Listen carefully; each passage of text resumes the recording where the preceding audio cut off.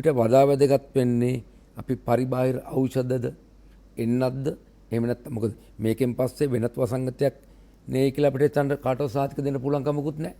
වසංගත පරම්පරාදිය බලනකොට. එතකොට මූලික හේතුව ක්‍රමානුකූලව සමාජයට මම හිතේ වැටෙමින් යනවා වටහාලා දෙන්න පහසු වෙනවා අපේ ප්‍රතිශක්තිකරණ පද්ධතිය ශක්තිමත් කළ යුතුයි කියලා. ඊට හානි කරන ආහාර වලින් අපි වැළකෙන්න ඕනේ කියලා. මම හිතනවා මේ කාලේ දැන් ඇවිල්ලා තියෙනවා. දැන් ගිනිසිරා තියෙන හැම ගමේම. ගිනිසිරා ජීවත් වෙන මිනිහත් එක්ක කැලවලා දෙන්නේ නැහැ නේ. හරි. අවුරුදු 300ක් අපිත් එක්ක ජීවත් වුණා. 1700 තමයි ගෙනාවේ. ලන්දේසින් ගෙනාවේ ලංකාවට. අපෙන් තමයි අප්‍රිකාවට ගියේ. මේකේ තියෙනවා 104ක් නයිට්‍රජන්. 144ක් තියෙනවා කාබනික ද්‍රව්‍ය. හරි. කාබනික ද්‍රව්‍ය තියෙනවා 144ක්. මේ කතා කරන්නේ මේ කාබනික ද්‍රව්‍යනේ. කාබනික ද්‍රව්‍ය මේකට ඕන. අමු අපිට දාන්න පුළුවන් මේක. ඒකෙන් කොම්පෝස්ට් හදන්න පුළුවන්. සුබ සන්ධ්‍යාවක් ප්‍රාර්ථනා කරනවා සියලු දෙනාටම. අපි එක්වන්නේ නින්නද සජීවී සංවාදය සමගයි. ඉතින් ඔබ කල්පනා කරමින් ඉන්නවා මොකද මේ වෙලාවේ අපි මේ නින්නද සජීවී සංවාදය කොතන සිට කොතනට ගමන් කරනවද කියන කාරණය අපි බොහෝ දෙනෙක් කල්පනා කරනවා කතා කරමින් ඉන්නවා රටමැද දේශපාලන සංවාදය කෙබඳු දිශාවකට රැගෙන ආයුද්ධ කියන කාරණය. අද උදෑසන සිට අපේ හේතුතුන් බොහොමයක් අපට දුරකථන ඇමතුම් ලබා දුන්නා. අද දවසේ මාතෘකාව සම්බන්ධව විමසමින් බොහෝ අය යෝජනා කරා මේ වෙලාවේ රටේ බොහෝ දෙනෙක් කතා බහ කරමින් ඉන්නේ කොවිඩ් වසංගතය පිළිබඳව. අපි මේ පිළිබඳව යම් සංවාද කිහිපයක් අපට සමීප කළා. තවත් පැත්තකින් අපිට බොහෝ දෙනෙක් යෝජනා කළා මේ මුහුදුබත් වෙමින් තිබෙන ගිලෙමින් තිබෙන නැව පිළිබඳව අපිට මොනවද හිතෙන්නේ අපි වගේ රටමැද ඉඳන් පරිසර හිතකාමී දර්ශනයක් ජනගත කරන අපි වැනි කණ්ඩායමකට යමක් හිතෙන්නේ නැද්ද කියලා පැහැදිලිවම හිතෙනවා. හැබැයි අපි උඩට ගෙනාපු මාතෘකාවක් උඩට ගෙනාපු සංවාදයක් මුහුදුබත් වීමෙන් වළකා ගැනීම අපේ වගකීමක්. එම සාකච්ඡාව යට ගියොත් මුළු රටම ගිලෙන්න ඉඩ තියෙනවා. අපි ඒ තරම් ගොවිතැන අතින් කෘෂිකර්මය අතින් මොන විෂය පිළිබඳව මොන නමින් හැඳුන්වුවත් අපි අපේ ආහාර නිෂ්පාදන ක්‍රියාවලිය අතිශය දූෂිත විදිහට පොළවත් මරාගෙන ජල මූලාශ්‍ර මරාගෙන මේ සමස්ත ක්‍රියාවලිය විනාශ කරගනිමින් තමයි අපි අපේ නිෂ්පාදන ක්‍රියාවලිය සහ පරිභෝජන මාදිලිය පවත්වගෙන යන්නේ. එතකොට මේ අතිශය මිහිමවටත් එහි ජීවයටත් එහි පැවැත්මටත් අතිශය හානිදායක ක්‍රමයක් උගත්තැයි සම්මත මිනිසුන් විතින් තවදුරටත් නඩත්තු කරනවාද නැද්ද නැත්නම් මේ මුදල් ගෙවා තවදුරටත් අපි පවත්වාගෙන යනවද නැද්ද කියන තීරණාත්මක තැනට ඇවිල්ලා පසුගිය කාලේ රජය විසින් ගත්ත එක්තරා යහපත් තීන්දුවක් තිබුණා. ඒ තමයි රසායනික පොහොර තහනම් කරලා පසු කාලීනව රට කාබනික මාවතට ගෙනියනවා කියන කාරණේ. නිසා අපි බොහොම බලාපොරොත්තුවේ ආලෝකයේ දල්වාගෙන බලාපොරොත්තුවේ එලි එක්ක අපි සුවහසක් මිනිසුන්ගේ සෞඛ්‍ය සම්පන්න ජීවිතය වෙනුවෙන් පොළවේ සුවපත් භාවය මහජනයාගේ සුවපත් භාවය වෙනුවෙන් කටයුතු කරන කණ්ඩායමකට සංවේදී නිසා අපි අදත් අපිට ඉවර කරන්න බැරි වෙච්ච මාතෘකාවක් තමයි මේ රසායනික පොහොර තහනමත් එක්ක රටේ ඉදිරි මඟ පිළිබඳව රසායනික පොහොර තහනම හා කාබනික පොහොර ආනයනය පිළිබඳව තමයි අපි දැන් නැවතිලා ඉන්නේ. නිසා අපි එයම ගත්ත මාතෘකාව ලෙසට හිතුතුනේ මේ කතාවේදී අපිට බොහොම සංවේදී කාරණා බොහොමයක් තියෙනවා ජනතාවට ඇතම් සමාජ ප්‍රශ්න සංවාදයේදී ජනතාවට තියෙන එහි පසු තත්වයන් විභාග කරන්න. හැබැයි මෙහිදී සමස්ත මහජනයා සහභාගී වෙලා මේ රට වඩා යහපත් මාවතකට ගෙන යන්න හැමෝටම වගකීමක් ඉෂ්ට කරන්න තියෙනවා. ඒ නිසා ඒ අර්ථයෙන් තමයි අපි මේ සංවාදය ඔබට ගෙන්න ඉතා වටිනා කතා බහක් අද මේ ජනගත කරන්නේ. බොහොම ස්වාධීනව පක්ෂපාතීව අපිට ජනතාවගේ පැත්තෙන් ඉඳගෙන මෙය විභාග කරන්න මේ සාධාරණ අසාධාරණ තත්ත්වයන් පිළිබඳ විශ්ලේෂණය කරන්න අපිට හැකියාව තියෙනවා. මේ දේශපාලන ධාරාවන් කීපයක් තියෙනවා. ඒවත් අපි අපේ විග්‍රහයට නතු කර ගැනීමට බලාපොරොත්තු වෙනවා. අපි කැමතියි අද දවසේ විශේෂයෙන් අපි ආරාධනා කරා මේ සම්බන්ධව මේ සමස්ත කතාව ඇතුලේ ශ්‍රී ලංකාවේ නියෝජනය කරන විශේෂඥයින් හොයාගෙන තමයි අපි යන්නේ. මෙහි ප්‍රධාන භූමිකාවන් කීපයක්ම ඉන්නවා. ඒන් දෙපළකට අපි ආරාධනා කරා. සෝබාදහමේ වෙදකම් පිළිබඳ විශේෂ වෛද්‍ය අපිත් එක්ක මේ සංවාදය රටවෙඳ ඉඳන් ඉදිරියට ගෙන යනවා. යහපත් සමාජයක් යහපත් රටක් වෙනුවෙන් වෛද්‍ය රාජේන්ද්‍ර ජිතුංග මහත්මයා ආයි බොහෝ වේවා කියලා පිළිගන්නවා. වසංගතයේ මැද්දේ බොහෝ පීඩාවන් විඳගෙන අද රටමැදට ආවා. ඒත් එකම තිරසර කෘෂිකර්ම ශාස්ත්‍රයේ මෙතුමන් විශිෂ්ටයෙක් විශේෂඥයෙක් ශ්‍රී ලංකාවේ පමණක් නෙවෙයි ලෝකේ බොහොම දන්න හඳුනන චරිතයක්. තවත් පැත්තකින් මේ තිරසර කෘෂිකර්මය පිළිබඳව ගැඹුරින් හදාරමින් ඒ පිළිබඳ විශාල ඥාන සම්භාරයක් දැනුම් පද්ධතියක් සමාජගත කරන්නට කැපවුණු නායකයෙක් තිරසර කෘෂිකර්මය පිළිබඳ විශේෂඥ ආචාර්ය ලයනල් වීරකෝන් බොහොම දන්න හඳුනන චරිතයක්. එතුමන් අපි කොහොම හරි රටමැදට ආරාධනා කරා ආයුබෝවන් කියලා පිළිගන්න. මම කැමති වර්තමාන තත්ත්වයේ රසායනික පොහොර තහනම පිළිබඳව කෙසියම් හාහුවක් ආందోලනාත්මක තත්ත්වයක් නැත්නම් කසුකුසුවක් රට වටෙන් පිටින් එන්න ගත්තා. අපි දිගින් දිගටම රටමැද දැන් කියන්නේ හිටියා මේ යථාර්ථයක් කර ගැනීම සඳහා අප කුමක් කළ යුතුද? එහි මහජන සලස්මා දන්නේ කොහොමද කියන කාරණේ. නමුත් මේ හැකිද නොහැකිද කියන කාරණේ විභාග කරන්න කාලේ නෙවෙයි. සංකල්පීය වශයෙන් මේ පිළිගත් එකක් ලෝකේම. ඒ නිසා මේ අපි දැන් තියෙන තත්ත්වයේ වෛද්‍ය රාජේන්ද්‍ර විජේතුංග මහත්මයා ඔබට අපි ආරාධනා කර සිටින සංවාදයේ ආරම්භය ලබා ගන්නට. ඔව්. ගමගේ දැන් වර්තමාන තත්ත්වයට වශයෙන්ම මේ කොරෝනා වසංගතය තුල මිනිසුන්ගේ දැවෙන ප්‍රශ්නය කොරෝනා වලින් මැරෙන ප්‍රමාණය දිනකට 30ක් විතර මැරෙනවා. අලුත් රෝගීන් 3000ක් විතර හම් වෙනවා. මේ ඇස්සේ වුණත් මේ රසායනික පොහොර භාවිතාව නැවතීම ආනයනය නැති කිරීම කාරණාව ගැන ජනතාව අතර ඇත්ත වශයෙන්ම ධන ඍණ දෙපැත්තටම සංවාදයක් පවතිනවා. ඉතින් මේ කාරණය ගැන අද තත්ත්වය මම දැක්කා මේ ආරංචියක් හැටියට නැත්නම් ප්‍රවෘත්තියක් හැටියට මේ කාබනික පොහොර ආනයනය කිරීමට රාජ්‍ය කටයුතු කරනවායි කියලා. දැන් මේවත් එක්ක මේ ජනතාව තුළ විවිධ කසුකුසු පවතිනවා. දැන් ඒ නිසා මම හිතනවා අද මේ සාකච්ඡාවේදී අපි උත්සාහ කරන්න ඕන මේ ප්‍රතිපත්තිය නැත්තම් විකල්ප කෘෂිකර්මයක් පිළිබඳව නැත්තම් බස විෂයෙන් තොර කෘෂිකර්මයක් පිළිබඳව ජාතික ප්‍රතිපත්තියක් ඇතුව නැත්තම් එහෙම හැදෙමින් මේ රටේ ඉදිරියට ගිය වැඩ කොටස දැන් තව ලක්ෂයකින් පටන් ගන්න වෙනවා ආණ්ඩුව. ඒක ශක්තිමත් කරන්නේ කොහොමද? සා මේ තියෙන තොරතුරු නොලිය තොරතුරු මේ කාරණාව අපි සැලකිලිට අනෙමින් මේක යා යුතු දිශාව ජනතාවගේ පැත්තෙන් ප්‍රයෝජනක් වෙන විශේෂයෙන්ම මේ කොරෝනා ඇතුළු මේ බෝවෙන රෝග වසංගත රෝගවලදී මිනිසා මම වෛද්‍යවරයෙක් හැටියට මම මේක පැහැදිලි කරන්න ඕන මේ ආහාර ප්‍රතිපත්තිය කෘෂිකර්ම ප්‍රතිපත්තිය වැදගත් වෙන්නේ මොකද කියන කාරණාවෙන් පැත්තෙන් ගත්තාම මේ සංවාදය ඊටාම වැදගත්. මොකද මේ අපේ ප්‍රතිශක්තිකරණ පද්ධතියේ ඒක යහපත්ව තිබුණොත් තමයි අපි එන්නත් පව ක්‍රියාත්මක වෙන්නේ. මහජන සෞඛ්‍ය ඍජුව අදාළයි. ඍජුවම අදාළයි. මොකද මේ අපි දැන් වැක්සින් කියන එක අද කාගෙත් විසඳුමක් හැටියට පේනවනේ. එන්නතක් තුලින් මේකට අවශ්‍ය ප්‍රතිදේහ ඇති වෙන්නේ මානවයාගේ ප්‍රතිශක්තිකරණ පද්ධතිය යහපත් ලෙස තිබුණොත් පමණයි. දැන් ප්‍රතිශක්තිකරණ පද්ධතිය යහපත්ව පවතින නම් අපි ගන්න ආහාර වලින් නැත්නම් ඒකට ඇති වෙන හානිය වළකින්න ඕන. අපි විශ්වාස කරන කාරණාවක් තමයි රසායනික පොහොර ඊළඟට පලිබෝධනාශක රසායනික යෙදවුම් මේවා නිසා පැහැදිලිවම ඇතිවන සෞඛ්‍ය ප්‍රශ්න ගණනාවකින් ප්‍රධාන එක තමයි මිනිසාගේ ප්‍රතිශක්තිකරණ පද්ධතිය දුබල වෙන එක. අපේ ඇතිවන හෝමෝන පද්ධතිය වෙනස්කම්, ස්නායු රෝග, ප්‍රජනන පද්ධතිය වෙනස්කම් ඇතුළුව අපි ගත්තාම අපේ අනාගත ප්‍රජාට බලපාන බරපතල කාරණාවක් තමයි ප්‍රතිශක්තිකරණ පද්ධතිය විකෘති වීම. එහෙම වුණොත් වැක්සින් දුන්නත් වැඩක් නැහැ. ඒ නිසා මම හිතනවා මේ ආණ්ඩුව මේ ගත්ත පියවර එක ශක්තිමත් වෙන්න ඕන. ඒක තව පරිපූර්ණ වෙන්න ඕන. අද මේකේ පොහොර භාවිතාව රසායනික පොහොර භාවිතාව ගැන බැඩිමනත් කතා කරන්නේ. ඒකට කමිටුපත් කරලා තියෙනවා.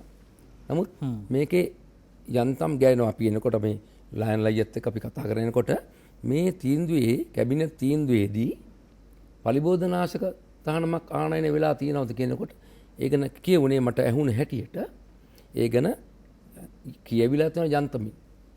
ඒක ඇත්ත වශයෙන්ම රසායනික පොහොර වගේම උච්ච සූරයෙන් අපි කියන්න ඕන ගීතයක් තමයි පලිබෝධනාශක නැත්නම් රසායනික පලිබෝධනාශක රසායනික ද්‍රව්‍ය තහනම් කිරීම අවශ්‍ය කාරණාව. ඒකත් එක්ක තමයි අපිට වසවිසෙන් තොර පෝෂණයක් හදන්න පුළුවන් වෙන්නේ. ඒ නිසා වර්තමානයේ මම හිතනවා අපි මේ සාකච්ඡාව අපි ඉලක්ක වෙන්න ඕන.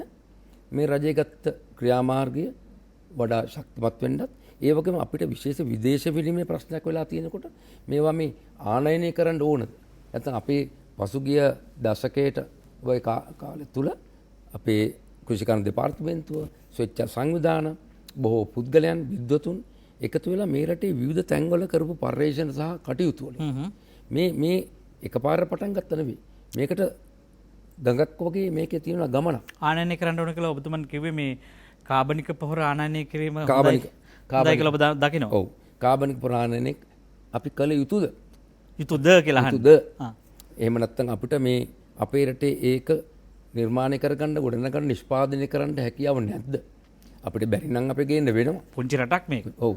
පුංචි රටක්. ඒ වගේ මීටර පුංචි රටවල් මේ අපේ පුංචි ප්‍රදේශ වල මේවා මේ කාබනික ගොවිතැනට අවශ්‍ය රසායනික තොර නැත්නම් මේ තියෙන පොහොර කාබනික පොහොර නිෂ්පාදනය කරලා තියෙන අත්දැකීම් එක්ක මම හිතන අපි සාකච්ඡා කළ යුතුයි.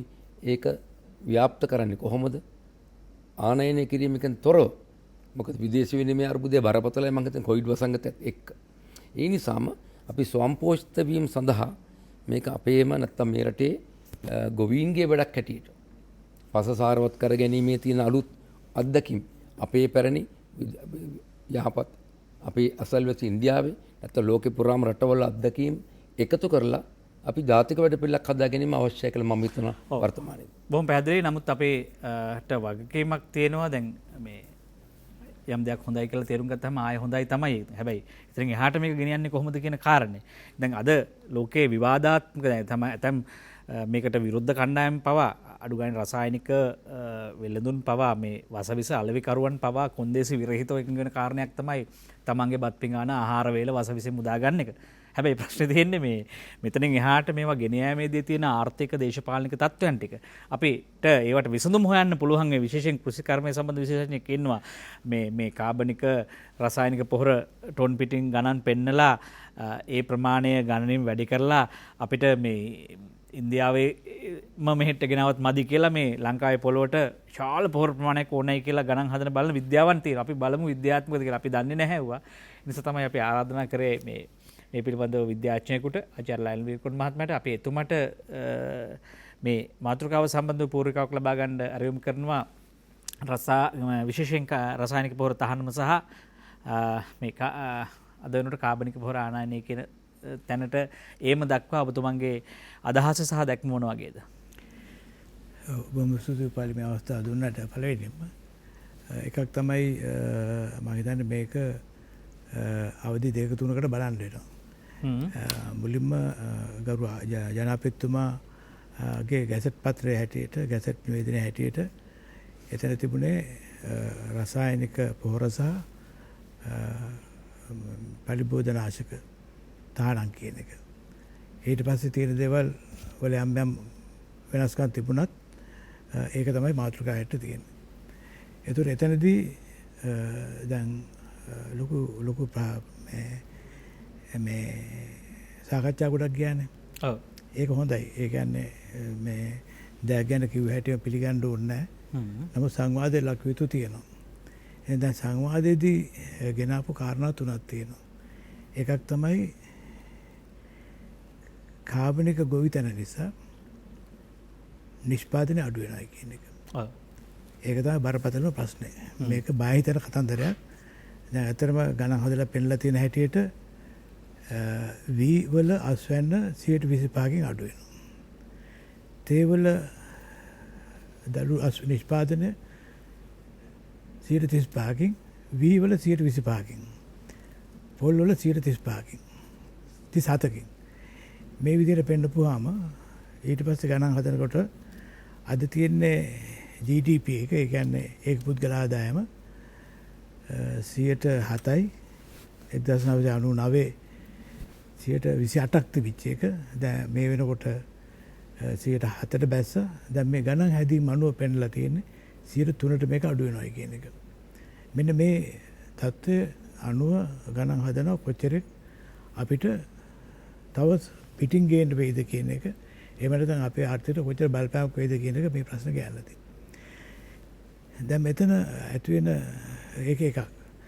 දෙවෙනි තර්කය තමයි සාධනීය පැත්තක් පෙන්නනවා. කාබනික ගොවිතැන සහ අනිත් පැත්තට රසායනික ගොවිතැන රසායනික ද්‍රව්‍ය කාබනික ද්‍රව්‍ය සහ රසායනික ද්‍රව්‍ය මිශ්‍ර කරපුවාම ඒ යොදන පොහොර නිසා අස්වැන්නේ අඩුවීමක් වෙන්නේ නැහැ කියන එක. ඒ දෙක මිශ්‍ර කරන්න කියන. ඒ කියන්නේ 50ට 50. මේකෙදි මම කෘෂි වර්ධනයට වැදෙන කාලේ වෙනකොට ඒ කියන්නේ 1970 ගණන් වල ඕක FAO එකත් එක්ක උතර ඩිපාර්ට්මන්ට් එක කරා. මේ පරීක්ෂණ කරලා ප්‍රතිඵලත් පෙන්වුවා. ඒ කියන්නේ කාබනික ද්‍රව්‍ය සහ රසායනික පොහොර. ඉතින් මේක අලුත් දෙයක් නෙමෙයි. ඉතින් මේක ආයසරයක් ගෑනලා තියෙනවා අවුරුදු 65කට පස්සේ 60කට විතර පස්සේ මේ තර්කයම. තුන්වෙනි එක කියන්නේ මේ පරිවර්තනයට කාලයක් දෙන්නයි කියලා. ඒ කියන්නේ මේ පරිවර්තනය හොඳයි. නමුත් මේකට කාලයක් අවශ්‍යයි. ඒක කාල රාමුවක් අවශ්‍යයි කියන එක තමයි කියන්නේ. ඉතින් ඒක තැනක කියන අවුරුදු 20ක් ඕන, තවත් තැනක කියන අවුරුදු 10ක් ඕන. ඒ වගේ නමුත් අනිත් පැත්තෙන් ජනාධිපතිතුමාගේ සෞභාග්‍ය දැක්ම කියන්නේ අවුරුදු 10ක් තුල මේ වෙනස කරන්නයි කියන එක. එහෙම තමයි ආවේ. ඒතර මෛත්‍රීපාල සිරිසේන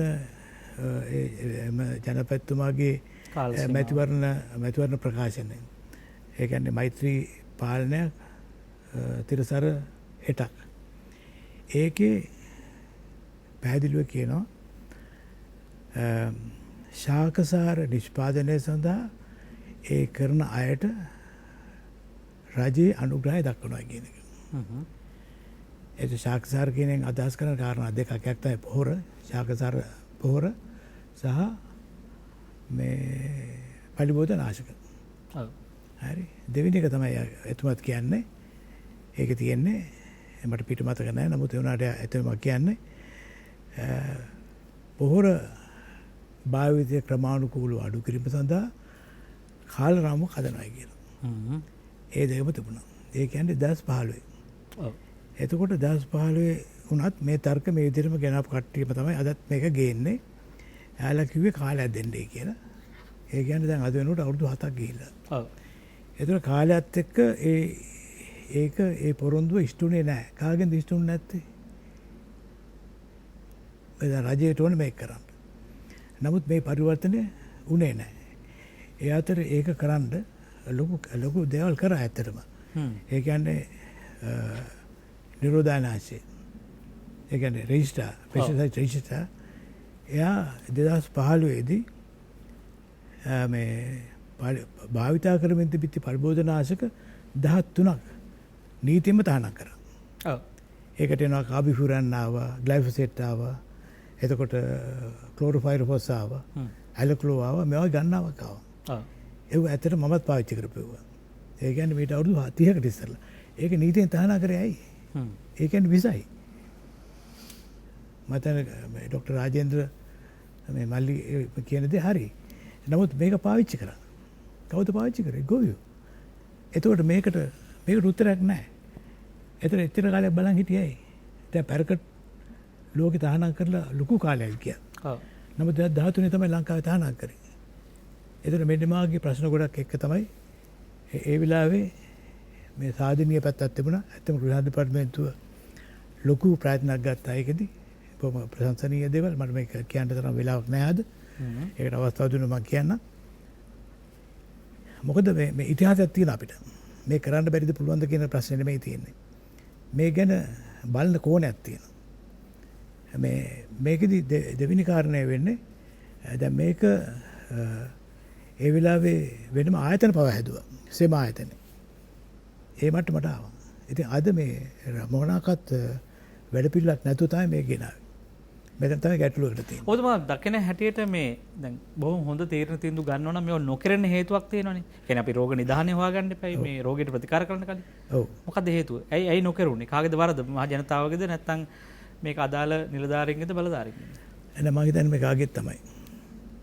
ආවලාට කියලා කියන්න බෑ මොකද ඇත්තටම ලොකු රැල්ලක් ආවනේ. ඔය ආපු රෝගත් එක්ක මේ මොනවාද වගොඩ් රෝගය දවසට 13න් මැරුණා. ඒතකොට ජීඑම්ఓ කිව්ව මොකද යුද්ධෙදි දවසට මැරුණාට වැඩි ගාණක් මැරුණා මේ වගොඩ් රෝගය. ඒ හරියටම තව රෝග 3ක් පැහැදිලිව තියෙනවා. දැන් නිල්දා රූපත් මේ ඔක්කොම ටික ආවානේ. ඉතින් මේ එක්ක කිසිම කෙනෙක් උනන්දු නැති වෙලා ආචාර්යතුමනි දැන් අපි පැහැදිලිවම දන්නවා ඔබතුමා දශක ගණනාවක් විතර රටේ කියමින් ඉන්න කෙනෙක් ඔබතුමා. දැන් ඔබතුමාගේ ඔබතුමා මේකේ පුරෝකතනයන් බර ගණනාවක් කරා ශ්‍රී ලංකාවේ මේ වීලි කලාපයට මේ තත්ත්වය එනවා කියලා. අපි කවුරුත් ඇහුවේ නැහැ නේ ඔය කියන කට්ටිය. නැහැ ඉතින් වැඩි තියෙන මේකනේ රටේ ප්‍රතිපත්තියක් තියෙනවා රාජ්‍ය ප්‍රතිපත්තියක් තියෙනවා දෙපාර්තමේන්තු ප්‍රතිපත්තියක් තියෙනවා. මම කෘෂිකර්ම දෙපාර්තමේන්තුව අදත් කරු කරනවා. ඒකේ රට අවශ්‍ය විද්‍යාඥයෝ පිහි කරා. ඔව්. ડોક્ટર පානබොක්කේ ડોક્ટર අබේරත්ලා වගේ ආකර්ශනීය මිනිස්සු ලොකු වැඩ කොටසක් කරපු අය. ඒ දෙපාර්තමේන්තුවේ තමයි ආවේ. එතකොට අපි කවුරුත් අදත් සිහි කරනවා. එතකොට දැන් ඒ වාගේ පරිසරයක් හැදිලා තියෙන දෙපාර්තමේන්තුවක මොකද්ද කරන්න මැන්ඩේට් එක? මේ අපේ අභිලාෂය මොකද්ද කියන එක ඇත්තට ප්‍රතිපත්තියක් තියෙන්න ඕන. රටේ ප්‍රතිපත්තිය මොකක් වුණත් කමක් නැහැ ගෘහ දෙපාර්තමේන්තුවේ මම පෙන්වීමක් තියෙනවා. දැන් අපි ඉන්න කාලේ ડોક્ટર පානබොක්කේ තමයි අපේ පරීක්ෂණ නියෝජ්‍ය අධ්‍යක්ෂ වෙලා හිටියේ. ඊට පස්සේ තමයි අධ්‍යක්ෂතුමා වුණේ මම ඉන්න කාලෙත් හිටියා. එතුමා මගේ පෙන්වීමක් පරීක්ෂණ කරන්න මේ විදිහටයි කියලා. එතකොට ඒ මාර්ගය පෙන්වුවා. එතකොට ඒකත් එක්ක තමයි මම වෙන විෂයක් මේ මැන්ඩේට් නැති විෂයක්. ඒ කියන්නේ සංරක්ෂණ ගොවිතැන ගොවිවනවා ගාව මේ වගේ දේවල් පටන් ගත්තා. කවුරුකත් අහන්න ගියේ නැහැ ඇයි කියලා. එතකොට ඒක නිර්මාණය කරන්න ඉඩ දුන්නා. තම තමන්ට විද්‍යාඥයෝ කියන්නේ නිර්මාණශීලීයි. කාගේ රාමුවකට යට වෙන්න ඕනේ නැහැ. ඒ නිර්මාණශීලීත්වය තිබුණා. නමුත් අපි දැක්කා කෘෂිකර්ම දෙපාර්තමේන්තුවේ ආයතන ඔබතුමා කියපු නිසා කියන්නේ තාම සුවිශේෂී වැඩසටහන් තිබුණා. ඒකාබද්ධ පරිබෝධ පාලනය සඳහා ශ්‍රේෂ්ඨ ගොවි පාසල් පවත්වලා ගොවීන්ගේ මනස නිර්මාණය කරා මනස හැදුවා මේ මහා ලොකු ත්‍රස්තවාදීව නෑ වී ගොවිතැන්ට. ඒ නිසා මේ වැඩසටහන් නිසා විශාල වශයෙන් පලිබුදනාශක කෘමිනාශක පොහොර අවභාවිතය නැවැත්තුවා. ඉතින් ඒක කරගෙන ගියේ නැත්තේ දැන් ඒව නැවැත්තුවා. එතන තමයි තියෙන්නේ මම කියන්නේ මොකද කාගේද වරද කියන එක හොයන්න විදියක් නැහැ දැන්. දැන් අපේ ගුණත් ජාත්‍යන්තරව ගියා. මම උපදේශකයට කිසිම අපේ කෙනෙක් ගියේ නැති මේ මොනවද පැසිෆික් රටවල් වලට. ටොංගා සමෝවා ෆීජි වනුවාටු කියන ඒවට ඒවට ගිහලා උපදෙස් දුන්නා. මේ විෂය පිළිබඳව. ඉතින් ඒ තත්ත්වයට ගෙනාවා අපි. නමුත් වැඩේ තියෙන්නේ මෙතන මේ අපි යා යුතු මඟ පිළිබඳව එහෙම මඟ පින්නීමක් ඇත්තටම එන්න රටක තියෙන්න ඕන ප්‍රතිපත්තියක්. දැන් පැහැදිලිව ගත්තොත් මේ කිව්බායි ප්‍රතිපත්තියක් තියෙනවා. ස්විට්සර්ලන්තේ පැහැදිලි ප්‍රතිපත්තියක්. අපිට මොකද දැන් අපේ මේ රටේ දැන් ප්‍රතිපත්තියක් නැහැ කියලා කියන්නේ. ඔව් දැන් වැඩි තියෙන මේකනේ කෘෂිකාර්ම ප්‍රතිපත්තිය මොන පදනමේද එන්න ඕන. එකක් තමයි දැන් පෞද්ගලික කෘෂිකාර්ම ප්‍රතිපත්තිය බැලුවොත් 1990 පස්සේ ආව ඔක්කොම ටික ආවේ නව ලිබරල් ප්‍රතිපත්ති වලට හරියන විදියට. ගැට්ස් වලට හරියන්න, ගැට් වලට හරියන්න, ඒ වගේ වලට හරියන්න තමයි හැදුවේ. ඉතින් මේ දැන් අන්තිමට ආපු 2020 ආපු එක, 21 ආපු එකත් 2022 ආපු එකත් ඒ පදනමේ තියෙන්නේ. ගාවලා තියෙන තිරසර ගොවිතැන. නමුත් ඒක ඇත්තටම මේ නිකන් අර ඒකට කැමති කට්ටියට ඉඩ දීලා. නමුත් යන්නේ අර ගමන. ඒකයි තියෙන්නේ. නමුත් දැන් අනිත් එක වැදගත්ම දේ තමයි මේ රටේ 90%ක් ඉන්නේ සුළු ගොවි. මේ සාධක අමතක කරලා තියෙන්නේ. 80%ක් වෙළඳපොලේ තියෙන භෝග තියෙන්නේ සුළු ගොවින්ගේ භෝග නිෂ්පාදන. හරි. එතකොට සුළු ගොවියා මූලික වෙච්චි සහ තිරසාර එහෙම නැත්නම් අපි කියන මේ කාබනික ගොවිතැන මුල් වෙච්චි ප්‍රතිපත්තියක් තමයි කෘෂිකර්ම ප්‍රතිපත්තිය තමයි මේ රටට එන්න ඕන. ඒක තමයි මම ඉන්න ස්ථාවරය. එහෙම නැතුව එකයි මේ රටේ තියෙන මේ විදිහට. ඒ කුඹුරු පනත. ගොවියා මූලික ගොවියා කේන්ද්‍රගත වෙච්ච ප්‍රතිපත්තිය. ඉතින් මෙන්න මේ විදිහට හිතන්න පුළුවන් නම් මේක ඔක්කොම උඩුකුරු යටකුරු කරන්න පුළුවන්. කවුද මේ විදිහට හිතන්න ඕනේ? අපි හිතනවා රටේ රජය විසින් ඉතාම වටිනා තීන්දුවක් අරගෙන තියෙනවා කියලා අපි විශාල වශයෙන් ඔබට කිව්වා. 4 වතාවක්ම 10 12 වතාවක්ම කිව්වා. හැබැයි දැන් මේ කාරණේ ඉස්සරහට යෑමේදී පාර වැරදුනොත් එහෙම නැත්නම් අපි වෙනත් මාවතක ගියොත් ආපහු අපිට පරණ රටම තමයි හම්බෙන්නේ. මොකද අපි අත්දැකීම් තියෙනවා ඉතිහාසයේ පොලිතීන් තහනම, ග්ලයිෆොසේට් තහනම ලොකු පරිසර හිතකාමී යෝධ තීන්දුව ගත්තා. දවස් කීපයයි මේ නායකයෝ සහ මේ කට්ටිය මේ වගේ ප්‍රශංසා ලැබී අවසානයේ ගිහිලා රට තිබ්බ තැනටම වැටුණා, තල්ලු වුණා.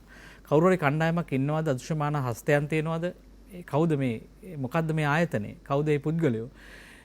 මේ අයත් හොයාගන්න වෙනවා. අපිට මේ නැත්තම් මේවා හොඳයි කියන්න නම් පුළුවන් ලේසියෙන්. මේවා කරන්න පුළුවන් කියලා කියන්න පුළුවන්. හැබැයි මේ ප්‍රශ්නේ අක්මුල් ටික හොයාගන්න ඕනේ. ප්‍රශ්නේ මේක ලෙඩේ හොඳ වෙන්නේ නැත්තේ ඇයි කියලාත් අපි හොයාගන්න ඕනේ විශේෂයෙන්. ඒ නිසා අපි බොහොම වගකීමෙන් මේ සංවාද ජනගත කරන්නේ. අපිටත් මේ මහ පොළොව ගැන සහ ජීවය ගැන, පොළොව හුස්ම ගැනීම ගැන, අපේ හුස්ම ගැනීම ගැන අපි හැමෝටම වගකීමක් තියෙනවා. අනාගතයට මේ පොළොව ඉතිරි කරන්නේ කොහොමද කියලා. අපි රසායනික පොහොර තහනම හා කාබනික පොහොර ආනයනය ළඟ ඉන්නේ දැන්. මේවා කොතෙන්ට දැන් අද තියෙන තත්ත්වය තමයි උතන. හැබැයි ඊට පස්සේ මේ ප්‍රශ්නය කොතෙන්ට ගමන් කරයිද දන්නේ නැහැ. ඒ අනුව අපේ සංවාදය දිශාගත වෙනවා. නින්නාද සජීවී සංවාදයේ සමගයි ඔබ මේ එක්වන්නේ බොහොම තීරණාත්මක සහ කාලෝචිත කතා බහක්. මේ කතා බහ දියුණු වෙන තරමටම, පෝෂණය වෙන තරමටම මේ කතා බහ ඇතුළෙන් තමයි අපේ විකල්පය, උපාය මාර්ග සැලසුම ශක්තිමත් වෙන්නේ කියන විශ්වාසය මත තමයි අපි මේ සාකච්ඡාවට මෙතරම් අපි ඉඩ කඩක් වෙන් කරගන්නේ නින්නාද කාල සීමාව ඇතුළේ. අපි ගිහලා නම් පළමු විරාමයට රැඳෙන්න අප සමග. ඔබ නැවතත් නින්නාද සජීවී සංවාදයේ සමගයි මේ එක්වන්නේ. රසායනික පොහොර තහනම හා කාබනික පොහොර ආනයනය අපේ ටිකක් ලංකාවේ යම් කසුකුසුවක් ආවා කාබනික පොහොර ආනයනය සම්බන්ධව ඉතාම බරපතල දරුණු ගණයේ අපරාධයක් මේ රටේ සුදු ජීවීන්ට, පොළොවට සහ තවත් පැත්තකින් ආර්ථිකයට ස්වාධීන ගොවිතැන නැවතත් පරාධීන තත්ත්වයට පත් කරන්න පත්වීමට හේතුවක් තිබෙනවා. මේ හේතුව මත මොකද කෘෂි රසායන සහ මේ සමාගම් වලින්, බහුජාතික සමාගම් වලින් දේශීය කෘෂි කර්මාන්තයේ ගලවා ගැනීම කියන කාරණය ඉතාම ස්වාධිපත්‍ය, අපගේ දේශීයත්වයේ අපේ කෘෂිකර්මය කියලා කියන අභිමානය තව පැත්තකින් විනාශ වෙනවා. ආපහු වෙනත් මරවුලක් මත අපේ බලාපොරොත්තු සහ අපේ පුරුද්ද රඳවා ගැනීම.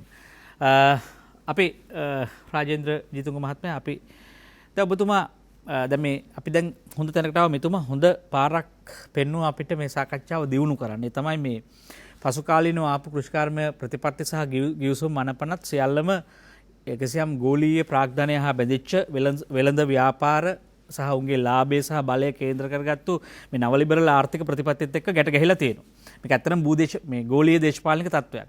එතකොට දැන් මෙතනදී අපි නැවත මේ ආනයනය පැත්තෙන් ගත්තාම කාබනික පොහොර ආනයනය, දැන් මේ පිළිබඳව සමහර විද්‍යාඥයෝ මේක හොඳයි කියලා කිව්ව අවස්ථා තිබෙනවා කියලා අපට අසන්න ලැබුණා. දැන් මේ සම්බන්ධව ඔබගේ අදහස මොකක්ද?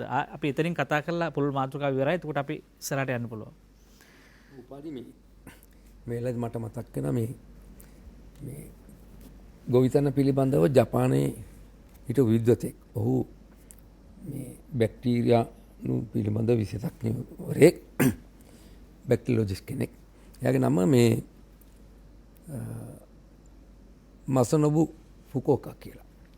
මොහු ඇත්ත වශයෙන්ම ජපානයේ කෘෂිකර්මය පිළිබඳව ස්වාධීන පර්යේෂණ කරලා එයා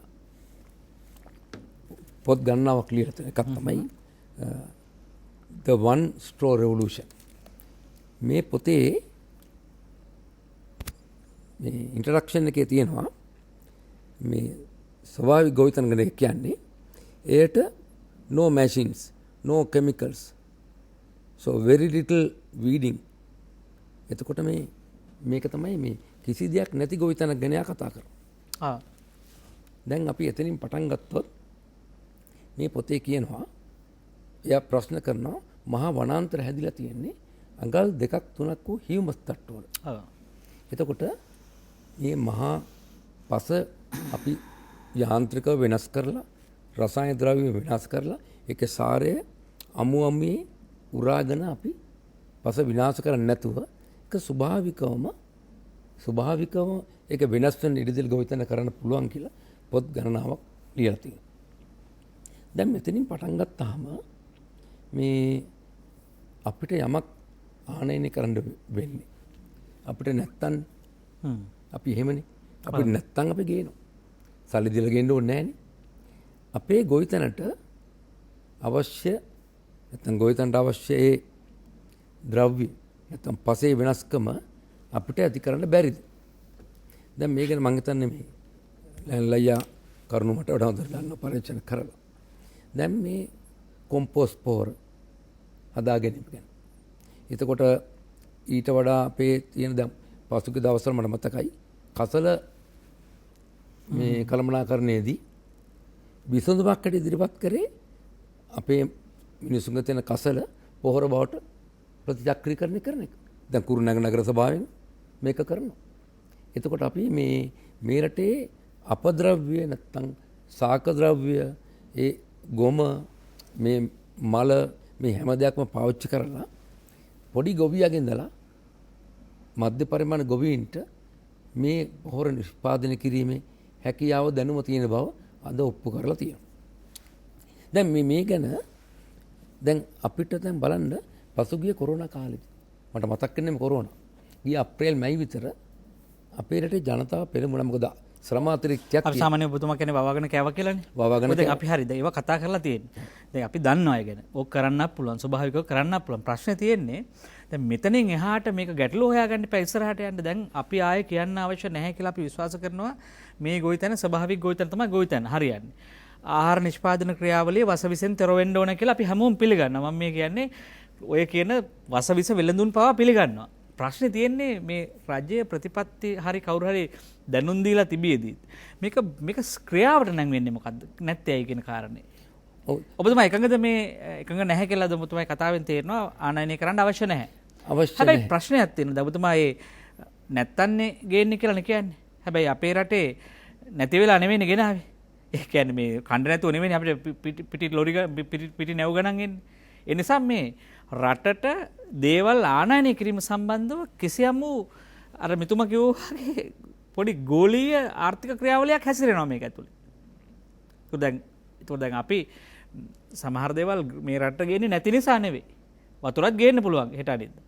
ඒ කියන්නේ මම කියන්නේ එවැනි තත්ත්වයක් නෙ තියෙන්නේ මේ ක්‍රියාවලිය ඇතුලේ. දැන් අපිට මේක ක්‍රියාවට නැංවීම සඳහා ඔබ කියන ඔය ස්වභාවික ගොවිතැන මේ ගැන විද්‍යාඥයෝ බොහොමයක් කියලා තියෙනවා. මෙතුමලා බසර ගණනාවක් මේ ගැන කියමින් ඉන්නවා. දැන් අපිට තියෙන්නේ මේක මෙතනින් එහාට තල්ලු කරන්න. මේ උඩට ගත්ත දේ ආපහු බිමට වැටෙයි කියලා බයයි අපිට. අර නැව ගිලෙනවා වගේ මුහුදුපත් වෙයි කියලා බයයි මේ ප්‍රශ්නේදී. දැන් අපි මොකද්ද කරන්න ඕනේ? දැන් උපාලි මේ කියන ප්‍රශ්නේ දැන් මේ ප්‍රශ්නේ ඇත්ත. මේක ඔය කියන බාධක මේක බෙරඳ ව්‍යාපාරයක් වීම මේක පිටිපස්සෙන් ප්‍රාග්ධනය ගලායම තමයි ගැටලුව හැමදේම ව්‍යාපාරයක් වෙනවා. මම කියන කරුණු කියන්න ඕනේ නැහැ කවුරුත් දන්න දෙයක්. නමුත් මේක මේ වරද කොතනද කියලා අහුවනේ. මේක වරද කොතන වුණත් ඒක රාජ්‍ය ප්‍රතිපත්තිය හරි නැත්තම් පරිහරණය කරන මිනිසුන්ගේ වුණත් ඇයි අපි මේකට යන්න ඕනේ? අපි මෙහෙම දැක් කරන ඇයි කියන මේකට විල් අර අපි ඖෂධ ප්‍රතිපත්තියක් ක්‍රියාත්මක කරනකොට ඒකේ දේශපාලන උවමනා පොලිටිකල් විල් එක වගේ ඇයි අපි මෙහෙම ප්‍රතිපත්තියක් අවශ්‍ය? රසායන ද්‍රව්‍ය පොහොර පමණක් නෙවෙයි පලිබෝධනාශක අපි පාවිච්චි කරනකොට ඇයි කියනකොට ඒක අපේ ජීවිතවලට තර්ජනයක් කියන අවබෝධය තියෙන ප්‍රමාණයට තමයි අපි එකෙන් බැහැර වෙන්නේ. දැන් බලන්න ඔබ හිතනවාද දැන් ඔය කෘෂි රසායන පාවිච්චි කරන ගොවියෝ දන්නවා කියලා එක වහ කියලා දන්නේ නැහැ කියලා හිතනවාද? එක ඒකෙන් තමන් අසනීප වෙනවා කියලා දන්නේ නැහැ කියලා හිතනවාද? ධනී කරමින් සිටි. මේකට දිරිගන්වන පොළඹවන මෙතුමා කෘෂිකර්ම දෙපාර්තමේන්තුව ගැන කිව්වා. දෙපාර්තමේන්තුවත් නෙමෙයි මේ තීන්දුව කරන්නේ දැන්. එතනොත් ගැලවිලා ගිහිලා තියෙන මිනිස්සුගේ බලාපොරොත්තු විශ්වාසයෙන් ගිහිලා අර කෘමිනාශක රසායනික පොහොර කඩේ මුදලාලි මත තමයි දැන් සමස්ත ගොවි ජනතාව ඉන්නේ. ඒක හරි අවසාන තැනක් මේක. මට හැඟෙනවා ගමේ කසිප්පු පෙරන කෙනකින් ඇහුවොත් එහෙම මොකටද කසිප්පු පෙරන්නේ? ඒගොල්ලෝ දන්නවා කාරණේ. නමුත් දෙන සරල උත්තරය තමයි වෙන කරන දෙයක් නෑ මහත්තයෝ අපිට. මෙන්න මේ ප්‍රශ්න තමයි ගොවියට වෙලා තියෙන්නේ. වගෝඩු නරක වෙන බව. අනිකුත් සෞඛ්‍ය ප්‍රශ්න දන්නවා. ගෙදර මැරෙනවා පේනවා. හැබැයි එකක් තියෙනවා මේ තත්ත්වය තුළ රටේම ඔය රසායන ද්‍රව්‍යන් තොර නැත්නම් කාබනික ආහාර වලට ඉල්ලුමක් පහුගිය කාලේ ආවා. තියෙනවා. ඒ කියන්නේ යම් ජන විඥානයේ දියුණුවක් තියෙනවා. නියත වශයෙන්. මෙතන ප්‍රශ්නේ තියෙන්නේ ජාතික වශයෙන් හරි පළාත් බදව හරි මේක ප්‍රායෝගික ගොවි තැනක්. මේක ලාභදායි. මේකෙන් යැපෙන්න පුළුවන් කියන බලකිරීම නැත්නම් වැඩපිළිවෙලක් නැතිකම. ඒක හදන්න පුළුවන්. මම බොහොම සුබවාදී බලන මොකද කුරුණෑගල ගැන. මම පදිංචි කුරුණෑගල. මේ කෘෂිකාර්ය දෙපාර්තමේන්තුව මැදිහත් වෙලා මම ගියසරත් මේක කිව්වා පැහැදිලි වශයෙන්ම කාබනික ආහාර වෙළඳ පොලක් පෞද්ගලික අවුරුදු 3 ක්‍රියාත්මක වෙනවා. ඊළඟට ගොවි පළවල් ගණනාවක් සම්බන්ධී කරනවා. මේ පෞද්ගලික අන්තිම පොලට මං ගියාම කොරෝනා වසංගතයෙන් ඉඳන් මේක වැහුණත් 120 ගාණක් ඇවිල්ලා තිබ්බා උදේ පාන්දර පොරකක මේ ආහාර ගන්න. මේ ද්‍රව්‍ය ගන්න. දැන් මේ ඉල්ලුම ඇති වුණේ නිකන් නෙවෙයිනේ. එකක් තමයි අවබෝධය. මේව නරකයි. මේක දන්නවා. විශේෂයෙන් මධ්‍යපන්තික පිරිස මේකට වඩා කැමැත්තෙන් තරඟයට වගේ එනවා. දැන් මෙන්න මේ සංකල්පය මේ දියුණු සංකල්පයේ රටවල ප්‍රචලිත කිරීම අවශ්‍ය වෙන්නේ. අර ලයින්ලයි කිව්වා වගේ මේ කතන්දරේ හදිසි පිපුණ දෙයක් නෙවෙයි. වසර ගණනාවක් මේ විකල්ප කෘෂිකර්මයක් ගැන මත තිබ්බා, වැඩපිළිවෙල තිබුණා. ඒක ඉදිරියට ආවා. ඒක එනවත් එක්ක මම හිතන එකට එක අඩුපාඩුවක් තමයි අපේ සෞඛ්‍ය අංශය. අපේ පැත්තෙන් වරදක් තිබ්බ ජනතාවට මගේ විශ්වාසය බොහොම අඩු ප්‍රතිශතයක් තමයි වෛද්‍යවරු මේ ගැන කතා කරේ. හරි. අපි මේක කොයිතරම් අපි සෞඛ්‍යයට බලපානවද කියන එක. දැන් මේ රසල් කානන්ගේ මේ රචල් කාසන්ගේ මේ වසන්තේ නිහඬ පොතේ එක කාරණා මට අවධානය ඉද දෙන්න. අපි මැලේරියාවට DDT ගැහුවා මීට අවුරුදු ගණනාවකට ඉස්සෙල්ලා. DDT කියන මේ රසායන ද්‍රව්‍ය පසේ ක්‍රියාකාරී සංඝටකයක් හැටියට අවුරුදු 40ක් තියෙන පුළුවන් කියලා මේ පොතේ තියෙනකොට අපිට ඇඟ හිරි වැටෙනවා. මොකද DDT වල තන්පත් වීමෙන් ඇති වෙන්න පුළුවන් රෝගයක් තමයි ලියුකීමියා. අද අපේ රටේ දරුවන්ගේ ඉඳලා වැඩි හිටියන්ට කොච්චර ලියුකීමියා රෝගීන් ඉන්නවද? දැන් මේ ප්‍රශ්න මුල තියෙන අපේ රසායනික ද්‍රව්‍ය භාවිතාව. දැන් මෙන්න මේම තියද්දි භාවිතා කරන්නේ මම දකින කාරණා තමයි මේක පොළවේ ලාභදායි ලෙස කරන්න පුළුවන් බව හේතු ගැනීමක් නැතිකම පමණක් නෙවෙයි ඊට අවශ්‍ය ශක්තිය දෙන්නේ නැහැ. ඒක තමයි දැන් අපිට කවුද මේ ශක්තිය දෙන්න ඕන? දැන් අපි සමහර රටවල් දන්නා භූතානය වගේ රටක් ගත්තොත් එහෙම අපි දන්නවනේ මේ තියෙන තත්ත්වේ. ඒ වගේම සමහර රටවල් තියෙනවා ඒ ජනතාව මේක කවදා හරි තේරුම් ගන්න සංසාරයේ දුකයි කියලා තේරුම් ගන්න නිර්වාණ ශාන්තිය තේරුම් ගන්නවා වගේ නෙවෙයි මේක. සමහර තැන්වලදී මේ පරිසරය ගැන හිතලා මේ විනාශය ගැන හිතලා කවුරු හරි තීන්දුව ගන්න ඕනේ. දැන් ඔබතුමා වෛද්‍යවරයෙක්ට හොඳටම දන්නවනේ කොයිතරම් ප්‍රමිතියෙන්තර ආහාර මිනිස්සු ලෙඩ කරන ආහාර එළිය විකුණනවද කියලා. ඒකට ප්‍රමිතිසහතිකෙත් හම්බෙලා තියෙනවා. අපි දිගින් දිගටම අපි මේ සංවාද ඔස්සේ ජනගත කරා බොහොම එඩිතරව. ඇත්ත ප්‍රශ්නේ තියෙන්නේ මේක බොහොම පැහැදිලිව කියන්න ඕන දැන්. මේ අතමුන් විසින් අහවලා විසින් අපි දන්නේ නැහැ කවුද කියලා. ඒක හැමදාම මේ චූදිතයන් ටික අපි ආරක්ෂා කරනවා. මම කැමති මේ විද්‍යාඥයෙක් හැටියට ආචාර්ය ලයනල් වීරකෝන් මැතිතුමනි දැන් මේ යන අස්වැන්න අඩුවීම කියන කඩා වැටීම දැන් මේ වෙලාවේ ජනාධිපතිතුමන් බය කිරීම සඳහා රහසිගත ලියුම් ලියනවා. පැහැදිලිව. ඔබතුමන් දන්නවා ඒ ගැන. එතකොට දැන් වෛද්‍යවරුන් කීප දෙනෙක් එකතු වෙලා ලෙඩෙකුට කිව්වොත් එහෙම ඔබතුමා පැහැදිලිවම දන්නවා වෛද්‍යවරු 5 දෙනෙක් එකතු වෙලා ලෙඩෙකුට කිව්වොත් එහෙම මේ දුවන්න එපා ඇවිදින්න එපා කියලා ලෙඩා බය වෙනවා. එතකොට දැන් අපි අපේ ක්‍රියාකාරීත්වය වෙනස් කරගන්නවා. ඒ නිසා මේ බය කිරීමේ ක්‍රියාවලිය අස්වැන්න අඩු වෙනවා, කණ්ඩ නැති වෙනවා, මැරෙයි, අපි ආය සාගින්නක් එයි කියලා මේක සත්‍යද ආචාර්යතුමනි? දැන් ඔබතුමා මේ පස පිළිබඳව මේ ගෝවිතන පිළිබඳව විශේෂඥයෙක්. මට මේ එක ඇමතුමකට යන්න ඉඩ දෙන්න ඔබතුමාට බාධා කරන්න වෙනවා මැදදී.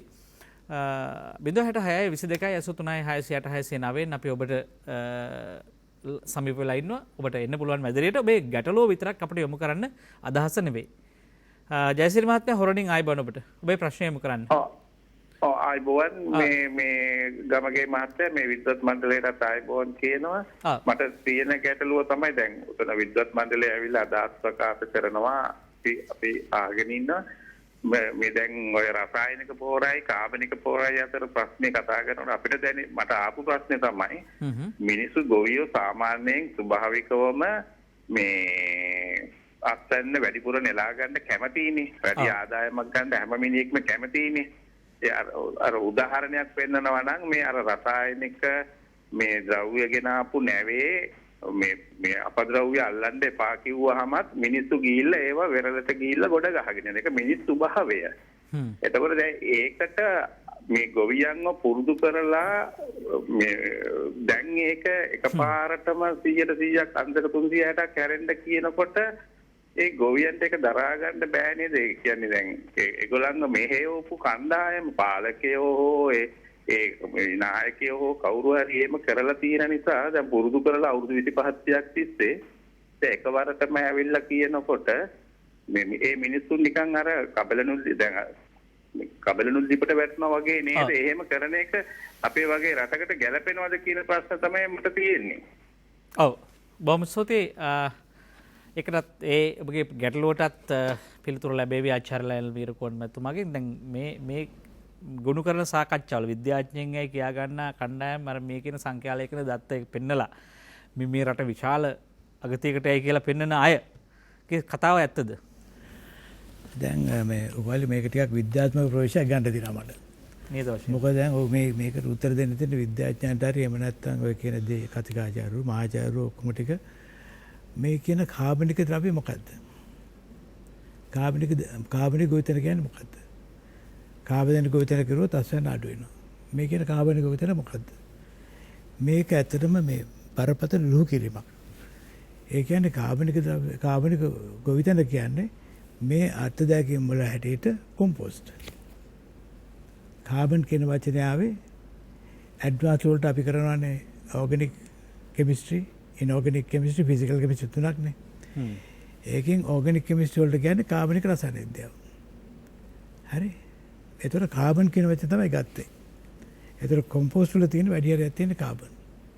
එතකොට දැන් ඇත්තටම ඕගනික් ඇග්‍රිකල්චර් කියන්නේ කාබනික කියන අදහසින් නෙමෙයි. වෙනම අර්ථකථනයක් තියෙනවා. වෙනම අර්ථකථනයක් තියෙනවා. පැහැදිලි. හරි ඒකින්ද මේ වචනේ පාවිච්චි කරන්නේ නැතුව කතා කරනවා නම් වැඩිය හොඳයි. මොකද අපි මේ කොම්පෝස්ට් එකයි හදන්නේ. ඇත්තටම ගත්තොත් උපාලියක් දන්නා මා දන්නා කොම්පෝස්ට් කියන්නේ පොරක් නෙමෙයි. ඒකට ඉංග්‍රීසියෙන් කියන්නේ කන්ඩිෂන් එකක්. හරි. ඒකේ නයිට්‍රජන් තියෙන 1%ටත් අඩුවෙන්. හරි මේක ඔක්කොම දැන මේ සංස්කරණයක් කරන්නේ. මේක වැරදිනේ. ඔව්. ආසයි පොළොව සංස්කරණ කර වැඩක් නේ කරන්නේ. හරි මේක රැවටීමක්. මේකින්ද මම කියන්නේ කොම්පෝස්ට් නැතුව මොකක් හරි එක පාවිච්චි කරන්න මම කැමති ඒ කට්ටිය දැනගන්න කොම්පෝස්ට් එක නෙමෙයි නම් එහෙමනම් මොන එක සංස්කරණය කරේ. කොම්පෝස්ට් එක. කොම්පෝස්ට් කියන්නේ පොරක් නෙමෙයි. හරි ඒ කියන්නේ ශුද්ධ ජීවීන් ආහාරයට අරගෙන එහෙම නැත්නම් ශුද්ධ ජීවීන් යෝජනය කරලා ඒකේ තියෙන ඔය කියන සෝඩියම් පොටෑසියම් මොනවාද මේ තියෙන මූලද්‍රව්‍ය මේ නයිට්‍රජන් ෆොස්ෆරස් ඔක්කොම ටික අයින් කරලා තියෙනවා. හරි අපි 3 මාසයක් තිස්සේ තියන් ඉන්නවා. එතකොට තමයි ඒක අයින් වෙලා යනවා. එතකොට මේකත් එක්ක තමයි සංසන්දනය කරන්නේ.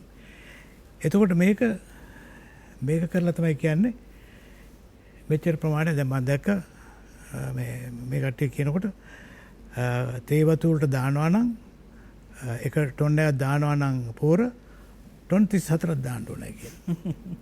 හරි මේක මම දන්නේ ඇත්තට කොච්චර දුරට තමයි. නමුත් ඇත්තටම කාබනික ගොවිතැන කියලා කියන්නේ ඒක අර්ථ දැක්වීමම එන්නේ මම බැලුවා ඔක්ස්ෆර්ඩ් ඩික්ෂනරි එකත් අනිත් පැත්තෙන් මල්ලසේකර මහත්තයාගේ ඩික්ෂනරි එකත් අදුවේ බලලා ආවේ. ඒකේ කියන්නේ මේ සත්වය කියන එක ජීවියා කියන එක. ඒ කියන්නේ සමස්තයක්. එහෙම නැත්නම් පද්ධතියක්. හරිද? මම හිතන්නේ උගත් දෙනෙක් මේ පැත්තෙන් හිතනවායි කියලා. මොකද අපි පද්ධති පිළිගන්නේ නැහැ. මෙතන තමයි තියෙන ප්‍රශ්නේ. පද්ධතියක් කියන එකෙන් අදහස් කරන්නේ කොටස් ගණනාවක එකතුවක්. දැන් හොඳයි මෙහෙම ගන්නකො දැන් අපි කරලා තියෙන දේ වලින් අපිට කියන්න පුළුවන්. මට දැන් ওই පද්ධතිය ගැන විග්‍රහයට යන්න කලින් පොඩි මිනිත්තුවක් දෙනවද මට ප්‍රශ්නයකට බොහෝ වෙලා ඉන්නවා කරුණාකරලින් පාලිත මහත්මයා අයිබන් ඔබට. ඔව් පාලිත මහත්මයා ඔබේ ගැටලුව යොමු කරන්න. හලෝ මම මේ විද්වත් මණ්ඩලයේ ආන්නේ මම විශේෂයෙන්ම ආචාර්ය වීරකෝන් මහත්මයාගේ කතාවටත් ඇහුවා ડોક્ટર රාජා කතාවත් ඇහුවා. දැන් අපිට දැන් මේ තියෙන්නේ දැන් රසායන පොහොර ලංකාවේ අඩු කරන්න ඕනේ කියන තීරණයක් තියෙන්නේ. ඒක දැන් රාජ්‍ය ප්‍රතිපත්තියක් වෙලා ඇති. එතකොට අපිට වැඩසටහනක් තියෙනවද රටේ විවිධ ප්‍රදේශවල විවිධ භෝග සඳහා කවදා කොහොම මේ රසායන පොහොර අඩු කරනවද කියන එක. උදාහරණයක් ගත්තොත් කල්පිටිය ප්‍රදේශයේ කල්පිටිය අදතිතේ විශාසන රසායන පොහොර පාවිච්චි කරනවා කුමියාස පාවිච්චි කරනවා. ඒකේ කොහොමද රසායන පොහොර අඩු කරන්නේ? ඒකට කොහොමද කාබනික පොහොර දෙන්නේ? සහ ඒ ගත්ත අත්සන්නම ගන්න පුළුවන්ද කියන එකට ඌ සඳහා ඌ වැඩසටහනක් ආරාමුවක් එක්ක තියෙනවද කියන එක මම අහන්නේ. ඔව්. බොහොම පැහැදිලි ඔබතුමාගේ ප්‍රශ්නේ එකත් ඔබතුමාට උත්තර දෙන්න පුළුවන්. තව ඇමතුමක් තියෙනවා මේ අපේ දැදිගමට යන ජයරත්න මහත්මයා ඔබයි අපිට සම්බන්ධ වෙන අයබෝන්. අයබෝන්. ඔව් කතා කරමු. ඔබතුමා ප්‍රශ්න යොමු කරන්න හැකි වෙන්නේ. රසායනික පොහොර ගින්නවට වගේ ඔව්. නම් ගන්න පුළුවන්. අපේ තියෙන සම්පත් උඹට හොඳයි. හැබැයි ඉතිර ඕනේ මේකට ඒකේ විදේශීය රටවලින් රසායනික පොහොර ගින්නවන්නේ නැහැ. ඒලවල ප්‍රතිශක්තිය දින්න ඕනේ. අපේ ගමේ තියෙන තවත් දේවල් හදන්න පුළුවන්. ඔබතුමාලා දන්නවා දැන් අපි මේ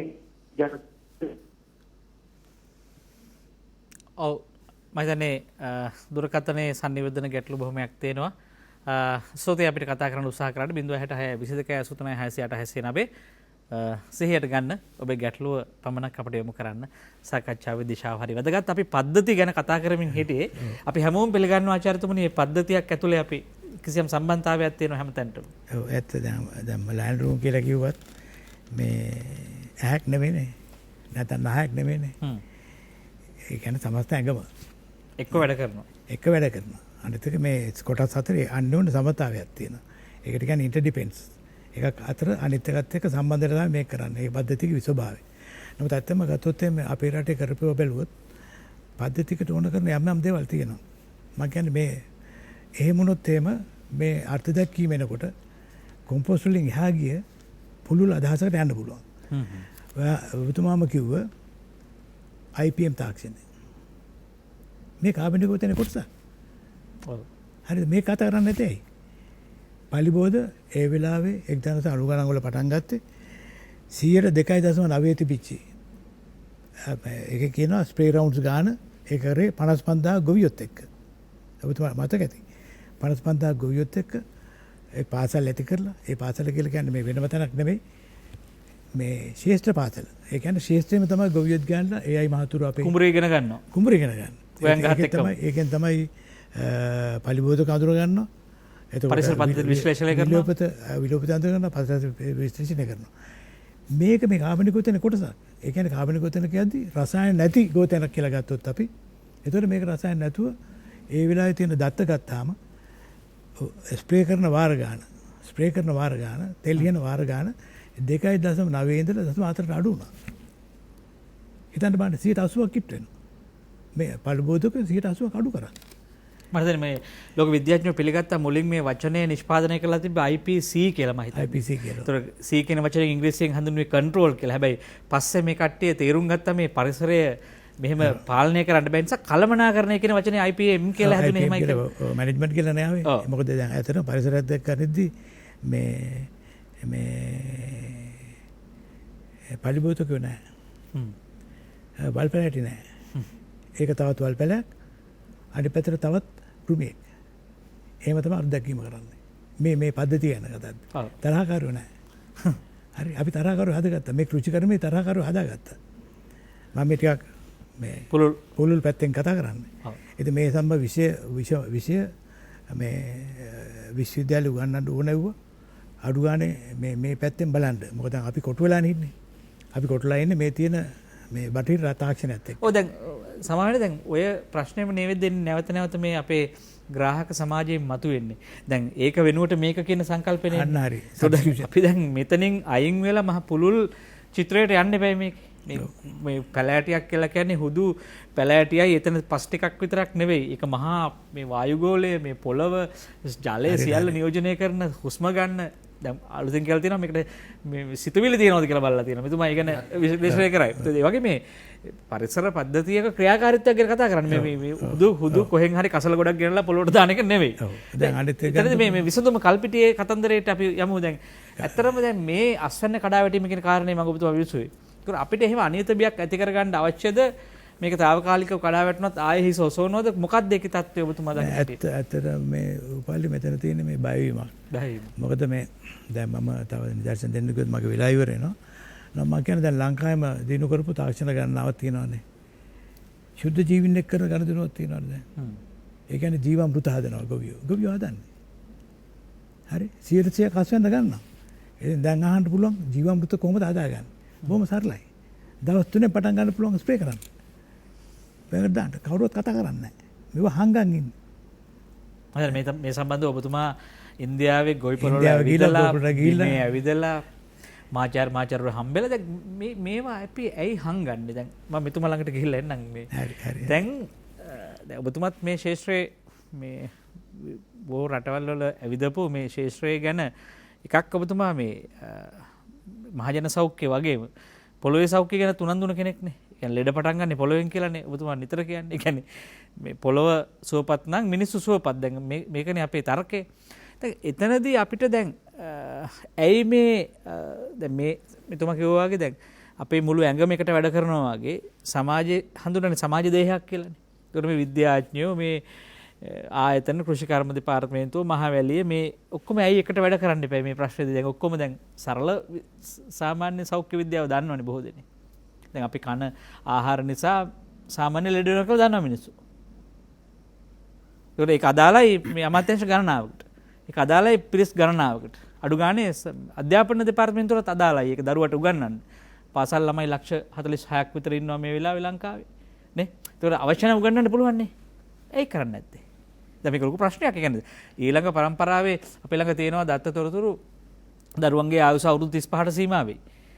ලෝකයේ වැඩිපුරම කෘෂි රසායන භාවිත කරන රට ශ්‍රී ලංකාව. මේ අපේ ආසියාවේ මේ පහුගිය තොරතුරු තියෙනවා. දැන් ඉතින් මේ පමණ බරපතල තත්ත්වයක් තිබෙදී එයි අපි මේවා එකතු වෙලා ඒකාබද්ධ තනි සමාජ දේහයක් හැටට වැඩ නොකරන්නේ. ඔබතුමාලා වෛද්‍යවරු මේ ගැන කතා කරනවා. කෘෂිකර්ම දෙපාර්තමේන්තුව සහ අනිකුත් ආයතන සෞඛ්‍ය ආයතන අධ්‍යාපන ආයතන එකතු වෙන්න බෑ. ඇයි එකතු වෙන්නේ නැත්තේ? ඔව් මේකේ මේ ගැන කරුණු දෙකක් මට පැහැදිලි කරන්න ඕන. එකක් තමයි දැන් ඔය ඉස්සර අපි ඉගෙන ගන්න කාලේ සෞඛ්‍ය පුරුදු හැටි අපි කතා කළේ අපි කෑමට පෙර අත් දෙක සෝදා ගැනීම. වැසිකිළිට ගිහිල්ලා ඇවිල්ලා අත් සෝදා ගැනීම. මේ සෞඛ්‍ය ඒ කාලේ තිබිච්ච ප්‍රශ්න තමයි මේ පාචනය. ඒ වගේ මේ සරල සෞඛ්‍ය ගැටලු ගණනාවකට විසඳුම් ඒක තිබුණා. නමුත් උපාලි දැන් ඊට ප්‍රශ්න දැන් උදාහරණයක් වශයෙන් සමහරු කියන අපි ගෝවා කෑවේ කැරට් කෑවේ හොඳට හොදලා. ඒ කාලේ හොදලා ගත්තාම වැඩේ හරි. ඒක තියෙන විස බීජ හරණය කරන්න පුළුවන්. නමුත් ගෝවා ගහ ඇතුලේ කැරට් අලේ ඇතුලේ දැන් කැරට් කියන්නේ පසේ තියෙන කෘෂි රසායන ද්‍රව්‍ය අවශෝෂකයක්. අවශෝෂ කරන මේ එළවලු වර්ගයක්. ඒතකොට දැන් මේ ගෝවාට අපි කොච්චර ගහනවද කෘෂි රසායනික.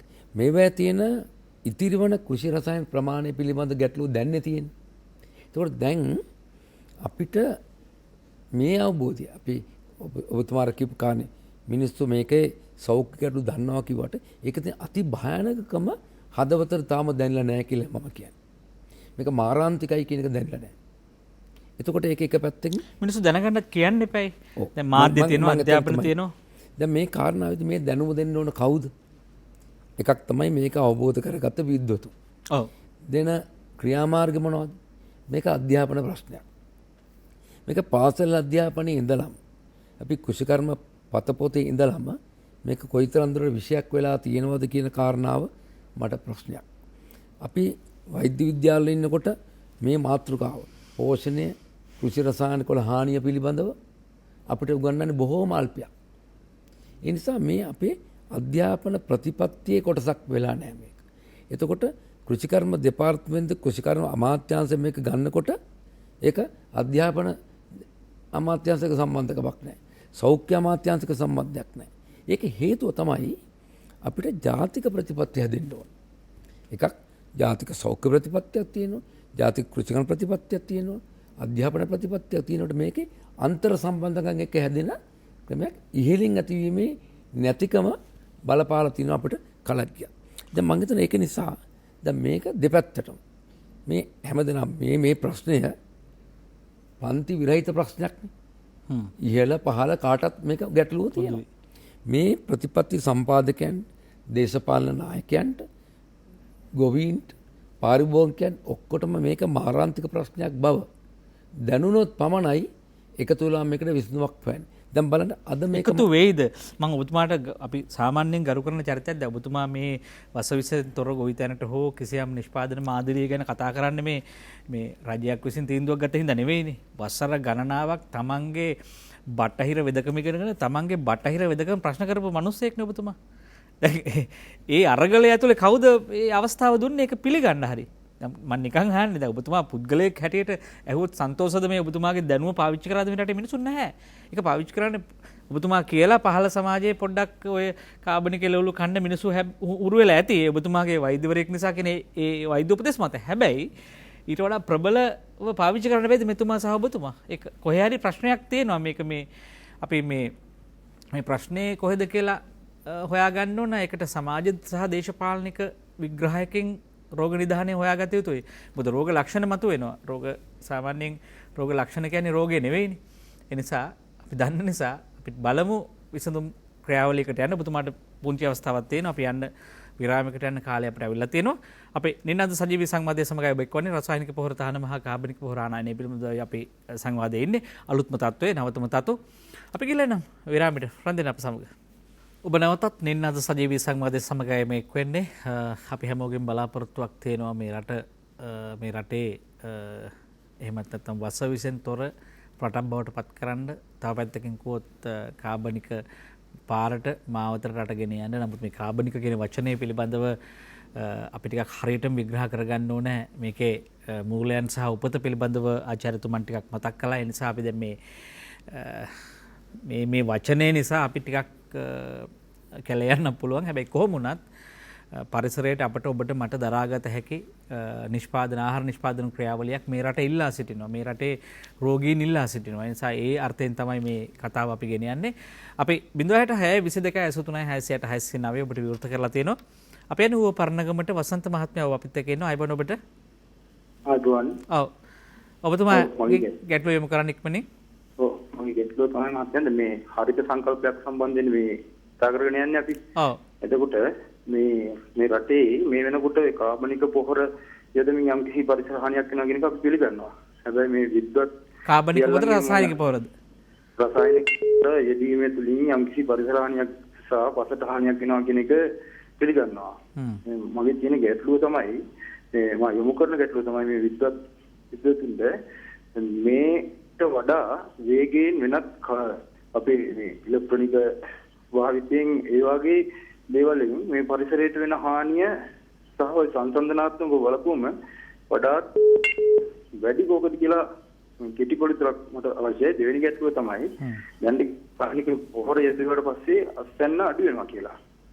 එහෙම අත්‍යත් කියන්නේ හැබැයි මේ රටේ මෙහෙම අඩු අස්වැන්නකුත් ගෙනල්ලා වාර්ෂික වොයිතරම් පසු මේ අස්වැන්න තාක්ෂණයක් නැතුව සහ ඒවා විනාශ මුඛයට කොච්චර යනවද කියලා ওই විද්‍යුතුන් ගණන් හදලා කියන පොඩි මතයක් පත් ඉදිරිපත් කරනවා වඩාත් යොමු මම විශ්වාස කරන ස්තුතියි. ඔව් බොහොම ස්තුතියි. පිළිතුරු බලාපොරොත්තු වෙනවා. බොහොම ස්තුතියි ඔබතුමන්ට. මම හිතන්නේ ඔබතුමන් රැඳේ අපේ සංවාදය තුළ අපි ඔබේ ගැටලුවට යම් පිළිතුරක් ලබා දෙයි. ඔබතුමාට මම හිතන්නේ අදාළ කරගන්න පුළුවන් අර පළවෙනි ප්‍රශ්නේ. ඒ කියන්නේ ඍජුව දැන් මේ සාපේක්ෂව බැලුවොත් ඔබතුමා තමයි රෝගීන් එක ගණතුරු කරන්නේ අවසර ගණනාව. ඒකෝ දැන් සෙසු පරිසර හානි ගැන තුමන් කියනවා දැන් මේ වෙනකොට තවත් පරිසර හානි ගොඩක් තියෙනවා. ඒත් මේ සෙසු පරිසර හානි වලට මේ සමහර විට මේ කුසල රසායන බලපාන්න ඉඩ තියෙනවා ඍජුව හා වක්‍රව. ඔබතුමා මොකක්ද ඒ ගැන හිතන්නේ? ඔබතුමාගේ කාරණෙත් එක්කම කියන්න අවස්ථාවක්. එතුමාගේ ප්‍රශ්නය බොහොම අදාළයි. ඇත්ත වශයෙන්ම මේ සෙසු පරිසර ප්‍රශ්නත් එක්ක ගත්තත් සාපේක්ෂව කොහොමද? සාපේක්ෂව ගත්තත් මේ ප්‍රශ්නේ මං අංක 1ට දානවා. මේක බරපතල ප්‍රශ්නයක්. හේතුව තමයි අපි කෘෂි කර්මාන්තයෙන් අපි නිර්මාණය කරන අපි ආහාරයෙන් අපි ආහාර. මේ ආහාර වලින් අපිට වසවිස දීර්ඝකාලීනව අපිට ලැබෙනවා නම් අපේ සෞඛ්‍යයට බලපාන මූලික ප්‍රශ්නයක් ඒක. මම අර ඉස්සල්ලා ඔබතුමා අවසන් කරපු තැනට එනවා නම් ඒ කියන්නේ ඔබතුමා කියන්නේ වතුරටත් මේක එකතු වෙනවා, හුස්ම ගන්නකොට වාතයටත් එකතු වෙනවා. මේක මේ පස සම්බන්ධ කාරණයක් නෙවෙයි. නැවත නැවත කියන්න ඕනේ මේ පසයි කරවිල නම් කරවිලයි, බීට් නම් බීට්, රාබු නම් රාබු. ඒ වගේ එකකින් එහාට හිතන්න ඕනේ කියන කාරණේ ඔබතුමා කියන්නේ. ඒක ඍජුව බලපානවා. ඍජුව බලපානවා. ඒ ඍජුව බලපාන්නේ මොකද මේ අපි ජීවත් වෙන්න අවශ්‍ය පෝෂණයත් එක්ක බැඳෙනකොට ඒක තමයි ඍජුව බලපානවා. දැන් ඒකකොට දැන් බලන්න අර ඔබතුමා ඉස්සලා කිව්වා දැන් මේ වගේ විද්වත් අය මේක තේරුම් ගන්න තිබුණා. ඇයි අපිට බැරුණේ දැනෙන්න ආදරය කරන්නයි කියන්නේ. බැරුණ කාරණේ තමයි මේක ඇහෙන දවසක් එනවා. මම හිතනවා අද දවස ඇවිල්ලා තියෙනවා කියලා. මේ කොරෝනා වසංගතය දැන් අපිට පාලනය කරන්න බැරි වෙලා තියෙනවනේ. එතකොට දැන් මේකේ මූලිකම හේතුව මම දකින්නේ සමාජ හැටියට වෙනදා වෛරසයක් ආපුවම අපිට ප්‍රතිශක්තිය ඇති වෙනවා. දැන් ඔබතුමාට ප්‍රතිවිරුද්ධ ප්‍රශ්නයක් පොඩක් යොමු කරනවා. ඒ කියන්නේ දැන් ඔබතුමා දැනෙන දවස ඇහෙන දවස අද කියලා කිව්වනේ. දැන් ඔබතුමාගේ සාකච්ඡාවෙම කිව්වා මේ කොරෝනා වැනි ව්‍යසනයකට වසංගතයකට තිරසරම විසඳුම් බවට පත් වෙන්නේ තමන්ගේ ප්‍රතිශක්තිය හදා ගැනීම. ඒකට ඍජුව බලපානවා මේ වසවිස නොයදූ ආහාර. දැන් කවුද දැන් ඔක අඩු ගානේ දැන් එන්නතක් පිටිපස්සේ උම්මත්තකයින් වගේ දුවන රටක් ඇතුලේ දැන් අඩු ගානේ මේ ආහාර ටික ගන්න කියලාවත් කවුද කොතනද දීලා තියෙන්නේ? අඩු ගානේ දේශීය වෙදකමට ඉඩ දීලා තියෙනවද? දේශීය ඉඩ දීලා නැහැනේ. ඉතින් අපිට පේන්නේ නැහැනේ. ඇහිලා නැහැ කියලා අපිට හිතෙන්නේ. එතන තමයි ප්‍රශ්නේ. හැබැයි මෙන්න මේ කාරණය ගැන මේ ඇති වුණ සංවාදයේ පතර යොමු කරනවා නම් දැන් බලන්නකෝ අපේ ප්‍රතිශක්තියකට පද්ධතිය හරියට තිබුණොත්නේ එන්නත ක්‍රියාත්මක වෙන්නේ. දැන් මේ කාරණේ තේරෙන්නේ අපිට තව ටික කලකින්. මේක මේ ප්‍රතිඵලය තව ඉස්සරහට යනකොට මම හිතන අපිට හොඳට තේරෙයි. අපිට වඩා වැදගත් වෙන්නේ අපි පරිබාහිර ඖෂධද එන්නත්ද එහෙම නැත්නම් මොකද මේකෙන් පස්සේ වෙනත් වසංගතයක් නේ කියලා අපිට හිතන්න කාටවත් සාතික දෙන්න පුළුවන් කමකුත් නැහැ. වසංගත පරම්පරාදිය බලනකොට. එතකොට මූලික හේතුව ක්‍රමානුකූලව සමාජයට මම හිතේ වැටෙමින් යනවා වටහාලා දෙන්න පහසු වෙනවා අපේ ප්‍රතිශක්තිකරණ පද්ධතිය ශක්තිමත් කළ යුතුයි කියලා. ඊට හානි කරන ආහාර වලින් අපි වැළකෙන්න ඕනේ කියලා. මම හිතනවා මේ කාලේ දැන් ඇවිල්ලා තියෙනවා. මොකද මරණයට අපි මුහුණ දීලා තියෙනවා.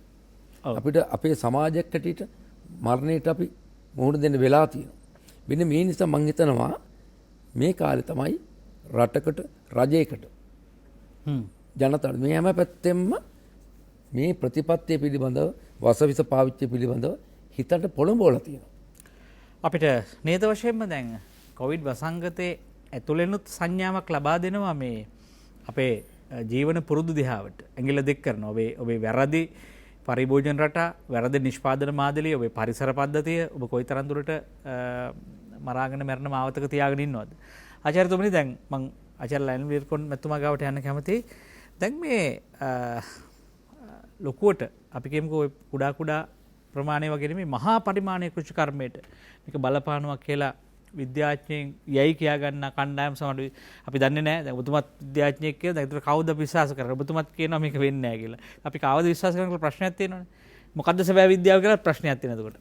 දැන් මේ නගන චෝදනා ටික මේ අර මා කලින් සඳහන් කරේ ජනාධිපතිතුමා සමග රහසිගත ලිපි ගනුදෙනු ලියන සිංහල භාෂාවෙන් නෙවෙයි ඉංග්‍රීසි භාෂාවෙන් එතුමාට දැනුවත් කරන මේ කණ්ඩායම් මේ ගේන මතවාද කොයිතරම් දුරට සත්‍යක්ද? මේවා නිසා ජනාධිපතිතුමා පවා මේ වෙනත් දිශාවකට හරවන්න බැරිද? ඒ අවදානම නැද්ද මේ වෙලාවේ?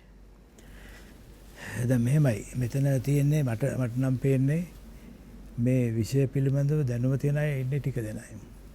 ඒ කියන්නේ විද්‍යාත්මක තේරුමක් තියන අය ඉන්නේ ටික දෙනයි. විශ්වවිද්‍යාල තුනක උගන්වලා මම දැනුවත්. ඒක යම්සි සාධනීය පැත්ත රජරට විශ්වවිද්‍යාලය, රුණු විශ්වවිද්‍යාලය සහ නැගෙනහිර විශ්වවිද්‍යාලය. එතකොට දැන් මෙව්වත් එක්ක මේ කාරණාත් එක්ක පැහැදිලි මතවාද එනවා. මතවාදයක් කියලා කියන්නේ මොකද්ද මේ කියන ගොවිතැන. හරි. දැන් අපි පාවිච්චි කරන කාබනික ගොවිතැන කියන. ඊට පස්සේ ඕගනික් ඇග්‍රිකල්චර් කියන්නේ අයින්ද්‍රිය ගොවිතැනක් කියලා මම නම් හිතන්නේ. නැත්නම් ජීව ගොවිතැනක්. ඒ වචනයක් හදාගන්නත් වෙනවා මේ කියන්නේ. ඉතින් නමුත් ලෝකෙ වෙනස් වෙලා තියෙන්නේ දැන්. දැන් ඇත්තෙන්ම දැන් මම පාවිච්චි කරේ මුලින්ම තිරසර ගොවිතැන කියන වචනේ තමයි. නමුත් තිරසර ගොවිතැන කියන වචනේ තව පාවිච්චි කරන මොන්සාන්ටෝ. මොකද ඒකට කියන්නේ තිරසර කියන අදහස් කරන්නේ දිගටම තියෙන මේ නිෂ්පාදනය කියන එක. එකම ප්‍රමාණයේ තියෙන නිෂ්පාදනය. ඒතර තිරසරයිනේ. හරි. ඒකින්ද කරන්න පුළුවන් හොඳම දේ තමයි රසායන ද්‍රව්‍ය පාවිච්චි කරන්නේ. ඊට පස්සේ මේක අතරින්න උනා. ඒතර කාබනික ගොවිතැන කියන එක අදහස වාගේ මොකද පටු කර බව අපි දන්නවා. ඊට පස්සේ තිරසර ගොවිතැන කරන කියනවා. නමුත් වන්දනා ශිවාය කෙනෙක් පාවිච්චි කරේ රීජෙනරටිව් ඇග්‍රිකල්චර්. ප්‍රතිඋත්පාදන ගොවිතැන. ඒක ඇත්තටම ඔය කියන ගොවිතැනට අදාළ අත්දැකීමක්. නමුත් අද ලෝකෙ පිළිගැනීම තියෙන එක්සත් ජාතීන්ගේ සම්මේලනය ඒකම මේ හියුමන් රයිට්ස් කවුන්සිල් එක. ඒතරන්නේ මේ ජාත්‍යන්තර පාවිච්චි කරන වචනේ ඇග්‍රිකොලොජි. ඒ කියන්නේ අපි කියනවා නම් සෝබාදහමේ ගොවිතැන. හරි. දැන් මේක තමයි ජාත්‍යන්තර පිළිගන්නේ. මේ සම්බන්ධව තමයි ප්‍රතිපත්තිපව හැදුනේ එක්සත් ජාතිකයේ සම්මේලනේ. එතෙන්ට යනකම් ගිය මේ විද්‍යාඥයෝ 400ක් සම්බන්ධ කරගෙන 2008 එක්සත් ජාතිකයේ සම්මේලනේ යුනෙප් එක මේ එතකොට මේ ජෙෆ් එක වර්ල්ඩ් බැංක් එක මේ ඔක්කොම සම්බන්ධ වෙලා හදපු IASTD මේ මෙව්වක මොකද්ද මේ ලියවිල්ල කියන්නේ 400ක් විද්‍යාඥයෝ පිටු 1200යි. ඒක කියන්නේ එයා කට්ටිය බලාපොරොත්තු නැත්තෙම රසායනික විතර ගැන තමයි. ඔක්කොම මේ ලෝක බැංකුවේ ඔක්කොම ටික බලාපොරොත්තු වෙන්නේ ඒ උත්තරේ ඒ කියලා. නමුත් අන්තිමට මේ විද්‍යාඥයන්ගේ ලියවිලි ඔක්කොම ටික කියවලා ඒ කට්ටිය හම්බෙලා ඒ කට්ටිය ගෙන්නගෙන සාකච්ඡාව සහ ප්‍රතිඵල උනේ අවසාන වශයෙන් නිෂ්පාදනයේ ආහාර නිෂ්පාදනයේ ප්‍රමුඛයා සුළු ගොවියයි. ඊළඟට ඒක ප්‍රධාන වෙන්නේ ප්‍රධාන විය යුත්තේ ඇග්‍රිකොලොජි කියන එක. ස්වභාව ධර්මයේ ගොවිතැන කියන්නේ. ඉතින් මේ ලිපි කියවන්න ඕන අනිත් කට්ටිය. ඊට පස්සේ ඔලිවඩි ෂූටර් මම ඒ සාකච්ඡාවට ගියා. ඒක තිබුණේ බ්‍රසල්ස් වල. ඒකට එක්සත් මේ මොනවාද හියුමන් රයිට්ස් කවුන්සිල් එකේ එතනදී හැදුවා මේ ඒකට කියන්නේ ෆුඩ් ඉස් අ හියුමන් රයිට් කියලා. ඒක මානවගේ අයිතියක්. ඒකට තුන් වෙලම කන්න ඕන. හාල් හදලා විකුණලා පාන් කෑල්ලක් අරන් ඇවිල්ලා ලොන්විල්ස් එක්ක කාලා ප්ලේන් ටිකක් බොන එක නෙමෙයි. ඒ කියන්නේ ආහාර සුරක්ෂිතතාවය සහ ආහාර ස්වෛරීභාවය කියන වචන දෙකක් එනවා දැන් ලෝකේ. හරි. ඒ කියන්නේ ආහාරයේ අයිතිය තියෙන්නේ ගොවියට නිෂ්පාදනයේ අයිතිය තියෙන්නේ. ගොවියට නිෂ්පාදන සාධකවල අයිතිය තියෙන්නේ ගොවියට කියන අදහස තමයි එන්නේ. දැන් මෙතෙන්ට ඇවිල්ලා තියෙනවා. ඉතින් මේව ගැන දැනගන්න ඕනේ ඇත්තට. ඔලිවර් ෂූටර් ගෙනාපු එක ගෙනාවේ එක්සත් ජාතික සම්මේලනයේදී 2010 තමයි ගෙනාවේ. ඒකට බ්‍රසල්ස් වලදී මාත් සම්බන්ධ වුණා ඒ සාකච්ඡාවට. මොකද ආසියාව වෙනුවෙන් දකුණු ආසියාව වෙනුවෙන් මම හිටියේ. ඒ වෙලාවේ කියපු දේ තමයි එතින් ගත්ත දේ තමයි සියලුම එක්සත් ජාතික සම්මේලන රටවල මධ්‍යම ආණ්ඩුවල ප්‍රතිපත්ති වෙන්න ඕන මේ කියන ඇග්‍රිකොලොජි කියන එක. එතෙන්ට ආවා. හරි. ඊට පස්සේ ඊළඟ එක උනේ 2019 එක්සත් ජාතික සම්මේලනයේ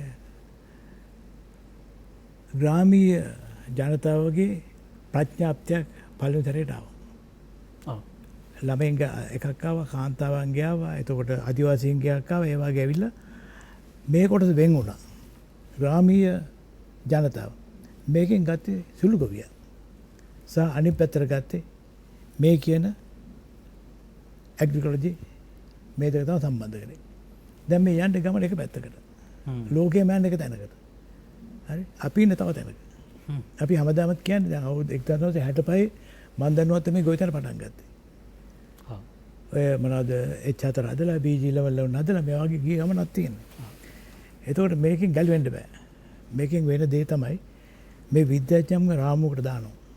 මම දැක්කා මම කියුවා මේ සුවන්ත ගුණතිලක ලියලා තියෙනවා ක්‍රිපල් මයින්ඩ්ස් කියලා පොතක්. ඒක කියනවා තුන්වෙනි ලෝකීය විද්‍යාඥයන්ගේ කාර්යභාරය සේල්ස්මන්ෂිප් එකක් කියලා. ඒ කියන්නේ කවුරුත් හදනෙව්වා මේ විකුණන්න ඕන කරන මේ ප්‍රචාරක පත්‍රය හදනවා. න්‍යාය පත්‍ර හදනවා. හරි. ඒ වගේ දීලා තියෙනවා. ඉතින් මම කියන්නේ මේව හරි වේදනාදායක තමයි. ඉතින් අපි තුන්වෙනි ලෝකයට ආйти විද්‍යාඥයෝ තමයි. ඊළඟට අනිත් කාරණේ තමයි මේ එතන මේ කියන පද්ධති සංකල්පය මේවට සම්බන්ධයි. මේ පද්ධතියක් මේ කියන්නේ දැන් අපි කිව්වොත් එහෙම මේක අර්ථ දැක්කොත් එහෙම පැහැදිලිව කියන්නේ ස්වභාව ධර්ම නැත්නම් ස්වභාව ධර්මයේ ප්‍රතිඋත්පාදන හැකියාව ගොවිතැනේ මූල ධර්මයයි කියලා. මේක තමයි කතාව. දැන් ඔබතුමාගේ ওই විද්‍යාත්මක ඒ දැක්ම දර්ශනයට අනුව දැන් මේ ගණන් බැලීම් කරලා මහ විශාල සාපේක්ෂ ගණන් බැලීම් කරලා මදි වෙන මෙට්‍රික් ටොන් ගාන පිටරටින් ගෙනලා පොළොවට දාපුවම නැවත අසමබර වෙන්නේ නැද්ද ඔය කියන මේ පද්ධතිය? මම කියන්නේ මේකයි දැන්ටත් අසමබර වෙලා තියෙන්නේ. මොකද මේ කරපු දෙයින් කරපු හානිය මගේ දෙමවා දිගින් දිගටම කියන්නේ නැහැ. මොකද මම දෙපාර්තමේන්තුවට අදත් ආදරේ මගේ අම්මා තාත්තා වගේ. නමුත් එකක් තියෙන්නේ අපිට මේ මම කියන්නේ මේ විද්‍යාඥයෝ අතරින් නිර්මාණශීලී විද්‍යාඥයෝ ඕන තරම් ඉන්නවා. ඔව්. හරි. අපි උනත් මේ 아무තු විද්‍යාඥයෝ නෙමෙයි. ඒකෙම හිටපුවායි. උගත් දේවල් කරන්න පුළුවන් වුණා. ඒකෙන් කියන්න අවස්ථාවක් නැහැ. අපි ජාත්‍යන්තර ලිපි පාවිලු. සමහර ලෝක ඉහළම මේ සංග්‍රහවලට විද්‍යා සංග්‍රහවලට විද්‍යා පරීක්ෂණ සංග්‍රහවලට මහලු පල්ලන පිළිපිලිව්වා. ඉතින් ඒ වගේ නමුත් ආපු ගමන ඒ තරම් ඔබතුමාගේ ටිකක් වේදනාකාරී අපේ බීජ ගොවිපළ වල ටිකට මොකද උනේ? ඒක දැන් මේක හැකොල්ල මට්ටමටනේ මේක ඒ වගේ අන්තිම ප්‍රතිඵලය නෙමෙයි එන්නේ. අන්තිම ප්‍රතිඵලය එන්නේ දැන් අපේ බීජ ආනි පැත්තෙන් මේක මොකද්ද මේ පැඩි මාකටිං බෝඩ් එක. ඒ 1992 135ක් 39ක් ගොවින්ගෙන් වී ලබා ගත්තා. වියලි මණ්ඩලය. වියලි මණ්ඩලය. අන්තිමටම අපේ මේ ගරු අගමැතිතුමා ඇමතුමා හැටින් නැද්ද කවුද අපේ ඩීඑම් ජයරත්න මහත්තයා ඔක්කොම ටික ප්‍රයිවටයිස් කරා. බුද්ධිල කරන්න කිව්වා. එතකොට මාකටිං ඩිපාර්ට්මන්ට් එක ගොවියන් බඩු අරන් කෙලින්ම පාරිභෝගිකයට වික්කා. මේ ඔක්කොම ටික නැති කරා. ඉතින් මේ தත්ත්වෙත් එක්ක දැන් මේ අලුත් තත්ත්වයක් එන්න තියෙනවා. මොකද්ද මේ කියන එක තමයි විද්‍යාඥයන්ට සහ මහාචාර්යවරුන්ටත් මේ රටේ ඉන්න උදුකුතුන්ට බුද්ධිමතුන්ට ඥානය තියෙන අයට පුළුවන් වෙනවා. මම දන්නවා ප්‍රඥාව නැහැ කියන එක. ප්‍රඥාව කියන එක ලොකු එල්ලංගා හදුවේ ප්‍රඥාවෙන්. නමුත් මේ තත්ත්වයට එක්ක අපි අලුත් තැනකට යන්න ඕන. එතකොට මොකද්ද මේ යන්නේ? මුළු ලෝකෙම යන්නේ එතෙන්ට දැන්. දැන් කියුබාව ගියා. දැන් හෙට අනිදා එනකොට ස්විට්සර්ලන්තේ. එතකොට දැන් ඒ කට්ටිය ඉහළම තැනට ඇවිල්ලා තියෙනවා. දැන් එන සතිය වෙනකොට මැතිවරණයක් මොනවාද ජනමත විචාරණයක් යනවා. රටම කාබනික එහෙම නැත්නම් අපි කියන මේ ගොවිතැනට යනවා කියන ජනමත විචාරණය එනවා. ප්‍රතිඋත්පාදන ගොවිතැන ඔබතුමා අලුත් වචනයක් ජනගත කරා. නැත්නම් ආපහු පාරිසරික ගොවිතැන ස්වභාවවාදී ගොවිතැන විවිධ නම් වලින් හඳුන්වනවා. හැබැයි කෙසේ වෙතත් මේ කරන ආහාර නිෂ්පාදන ක්‍රියාවලිය මේ සබාදහමට පැවැත්මට පරිසරයට එරෙහිව නෙවෙයි එහෙනම් ඊට ප්‍රතිවිරුද්ධව නෙවෙයි කරන්නේ. ඒ සමගම යමින් හරි අපූර්ව කාරණයක් ළඟ ඔබතුමා නැවතුනේ. ඒ කියන්නේ ප්‍රඥාවන්ත ගොවිතැනකින් අපි දැනුම ඇති ගොවිතැනකට ගියා. දැනුම සහ ප්‍රඥාව කියන්නේ බොහොම පැහැදිලි අන්ත දෙකක් දෙආකාරක තේරුම් තියෙන්නේ. ප්‍රඥාව කියලා කියන්නේ ඊට වඩා තාම ගැඹුරින් දැකිය හැකි විශ්ලේෂණය කර හැකි තේරුම් ගත හැකි නව දේවල් හිතිය හැකි තැනක්. ඉතින් අපි දැනුමින් අපේ වෛද්‍යතුමනි දැන් අපි දැනුමින් තමයි ඉන්නේ. දැනුමින් තමයි ඔබතුමාලා නැතුව ගොවියෝ ගිහිල්ලා මේ සාමාන්‍ය ජනයා ගිහිල්ලා ඔසු සැල් වලින් ඉංග්‍රීසි නමින්ම බෙහෙත ලබා ගන්නවා. ජනප්‍රිය ලෙඩ වලට. ඒකෙන් කියන්නේ මේ අර කෘෂි රසායන කෙලින්ම ගන්න පුළුවන් වගේම ඒ කඩෙන් ගිහිල්ලා එතනින්ම ඔසු සැලට ගිහිල්ලා බෙහෙත් ටිකක් ගන්න පුළුවන් ගොවියට. ඒ තරමටම ගොවියා නැත්තම් සාමාන්‍ය ජනතාව ටිකක් දැනුමින් ඉහළට දාලා තියෙනවා. කියන්නේ මේ සමහර සංඥා වලින් ඔළුව පුරවලා තියෙනවා වෙන විදිහකින් කිව්වොත්. හැබැයි මේ ඒ වගේ පැවැත්ම සම්බන්ධ, ඒ වගේ තියෙන ඒවා මෙතුමගේ වගේ පද්ධති එක්ක වැඩ කරන විදිය සම්බන්ධව ඥානයක් නැහැ. දැන් අපිට තියෙන අභියෝගයට මොනවද ඔබතුමා යෝජනා කරන කාරණා? දැන් අපිට යෝජනා වහ අවශ්‍යයි. දැන් මේ තියෙන විසුරුණු ප්‍රශ්නය මේක තාම හරියට මතවාදීමේ එකඟ වෙන්න බැරි වෙච්ච ප්‍රශ්නයක් මේක. අපිකට වග කියන්න ඕන, මාධ්‍යත් වග කියන්න ඕන. මේවා එකතු කරලා තනි මතයක් එළියට දාන්න අපි අසමත් වෙලා තියෙනවා. ඒකෙම පේනවා මේ ගුරුකුල ඇවිල්ලා ඉන්නවා, ගුරුකුල හදාගෙන ඉන්නවා. දැන් මේ ඔක්කොම පහු කරමින් තමයි අපි මේ අභියෝගය ජය ගන්න ඕනේ. මොකද්ද කරන්න තියෙන යෝජනා ටික? අපිට 1 2 3 වශයෙන් අපි කියමු මෙන්න මේවා මෙසේ විය යුතුයි, මෙන්න මේවා මෙසේ විය යුතුයි. ඒක තමයි අපිට මෙතනින් එකඟ වෙන්න පුළුවන්, ඊතර වෙන්න පුළුවන්. දැන් මේ පාලි මේ ප්‍රශ්නේදී අපි ඒ වගේ ගමන් මාර්ගයක් හදා ගන්නකොට අපිට මේ අපේ ගොවිතැනේ ප්‍රධාන අංශ 3ක් අපි හඳුනගන්න තියෙනවා. එකක් තමයි මේ මෙතුමාගේ පොතකම තිබුණා මේ අපේ රටේ ගොවි ජනතාවගෙන් 90%ක් අක්කර 2කට අඩුයි සුළු ගොවියෝ. මේ සුළු ගොවියන්ට තියෙන අභියෝග මොනවද? ඊළඟට ගෙවතු වගා කරන දැන් නාගරික ප්‍රජා දැන් කතා කරොත් කියන්නේ පොහොර අභියෝගය කියලා කියන්නේ. දැන් මම මේක සරල අපේ මේ බිමේ කතා කරමු. දැන් මිනිස්සු මැසිලා විය පොහොර අභියෝගය. මේ පොහොර අභියෝගය ගෙවතු වගාවල මධ්‍යම පන්ති ගොවීන්ට නැත්නම් සුළු ගොවීන්ට ඒ වගේම වාණිජ ගොවිතැන කරන මහා පරිමාණයේ ගොවි ව්‍යවසායකයන්ට මේ තුන්ගොල්ලට මේ පොහොර අභියෝගයේ බලපාන හැටි අපි තේරුම් ගන්නවා. දැන් ඇත්ත වශයෙන්ම මම මෙතුමා කිව්වා වගේම මම පිළිගන්නවා මේ කාබනික ගොවිතැන නැත්නම් කාබනික පොහොර බොහොම ලේසියෙන් නිෂ්පාදනය කරන්න පුළුවන් ගෙවතු වගාවන්ට සහ ඔය මධ්‍යම පරිමාණ ගොවින්. මේ ප්‍රශ්නේ අපි ඔය වාණිජ්‍ය කෘෂිකර්මයේ දෙන්නන්ට ඒකනේ කියන්නේ දැන් අපි අහන සාධාරණ ප්‍රශ්නයක් මේ වහා නතර කිරීමෙන් ගොවින් පිරිසක් අර්බුදෙට ගියයි කියලා. ඒ බීජ ගෙනත් තියෙන වාණිජ්‍ය කෘෂිකර්මාන්තයට අවශ්‍ය බීජ. ඒකට ඒ නිසා පොහොර නැති වෙනවා.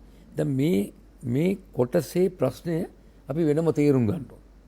මොකද මේක තමයි පරිවර්තනය වෙන්නේ යම් කාලයක් හරි දෙනවා නම් දෙන්න අවශ්‍ය. මොකද අද ඔය වාණිජ මගේ මිත්‍රයෙක් කෘෂි විද්‍යාඥයෙක් කාබනික තේ වගාවක් කරන අක්කර 50ක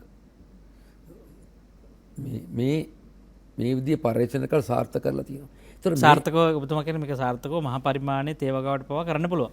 කරපු උදාහරණ තියෙනවා. මම පෞද්ගලික නිරත වෙන. මම දන්නවා කුරුඳු වෙනි වගාවල් වලදී අපිට මේ කාබනික පොහොර වලින් සාර්ථකව කරන්න පුළුවන්. මොකද මම ඒ කර්මත් යෙදලා තියෙන නිසා.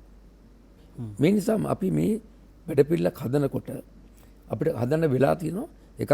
ඇයි මේ නිදර්ශන එන්නේ නැත්තේ උඩට? දැන් නිදර්ශන උඩට මතු කරන්න මාධ්‍ය විශාල වැඩ කොටසක් අද කරන්න වෙනවා. ඔව්. ඒ වගේම මේ මාධ්‍ය තුලින් තමයි මම හිතන්නේ මේ අපිට මාධ්‍ය විතරක් නෙවෙයි පොළවේ හදන වෙළඳ පොළවල් වලින්. මම අර කුරුණාගලන්ද කිව්වේ. මේවා තීර බදන්නේ මේවා කණ්ඩ තියෙනකොට. ඒ නිසා මේක මතු කරගන්න විශේෂ වැඩ පිළිවෙලක්. මේක નિરાයාසයෙන් එන්නේ නැහැ. මේකට යම් ප්‍රයත්නක් දැරිය යුතුයි. හරි ඔබතුමා කියපු කාරණා මම හිතන්නේ මේකදී අපි යම් කිසි වැඩ පිළිවෙලක් හදා ගැනීම අවශ්‍ය වෙනවා. දැන් ඒකෙදී අපිට අවශ්‍ය වෙන මේකේ ප්‍රධාන අංග 4ක්.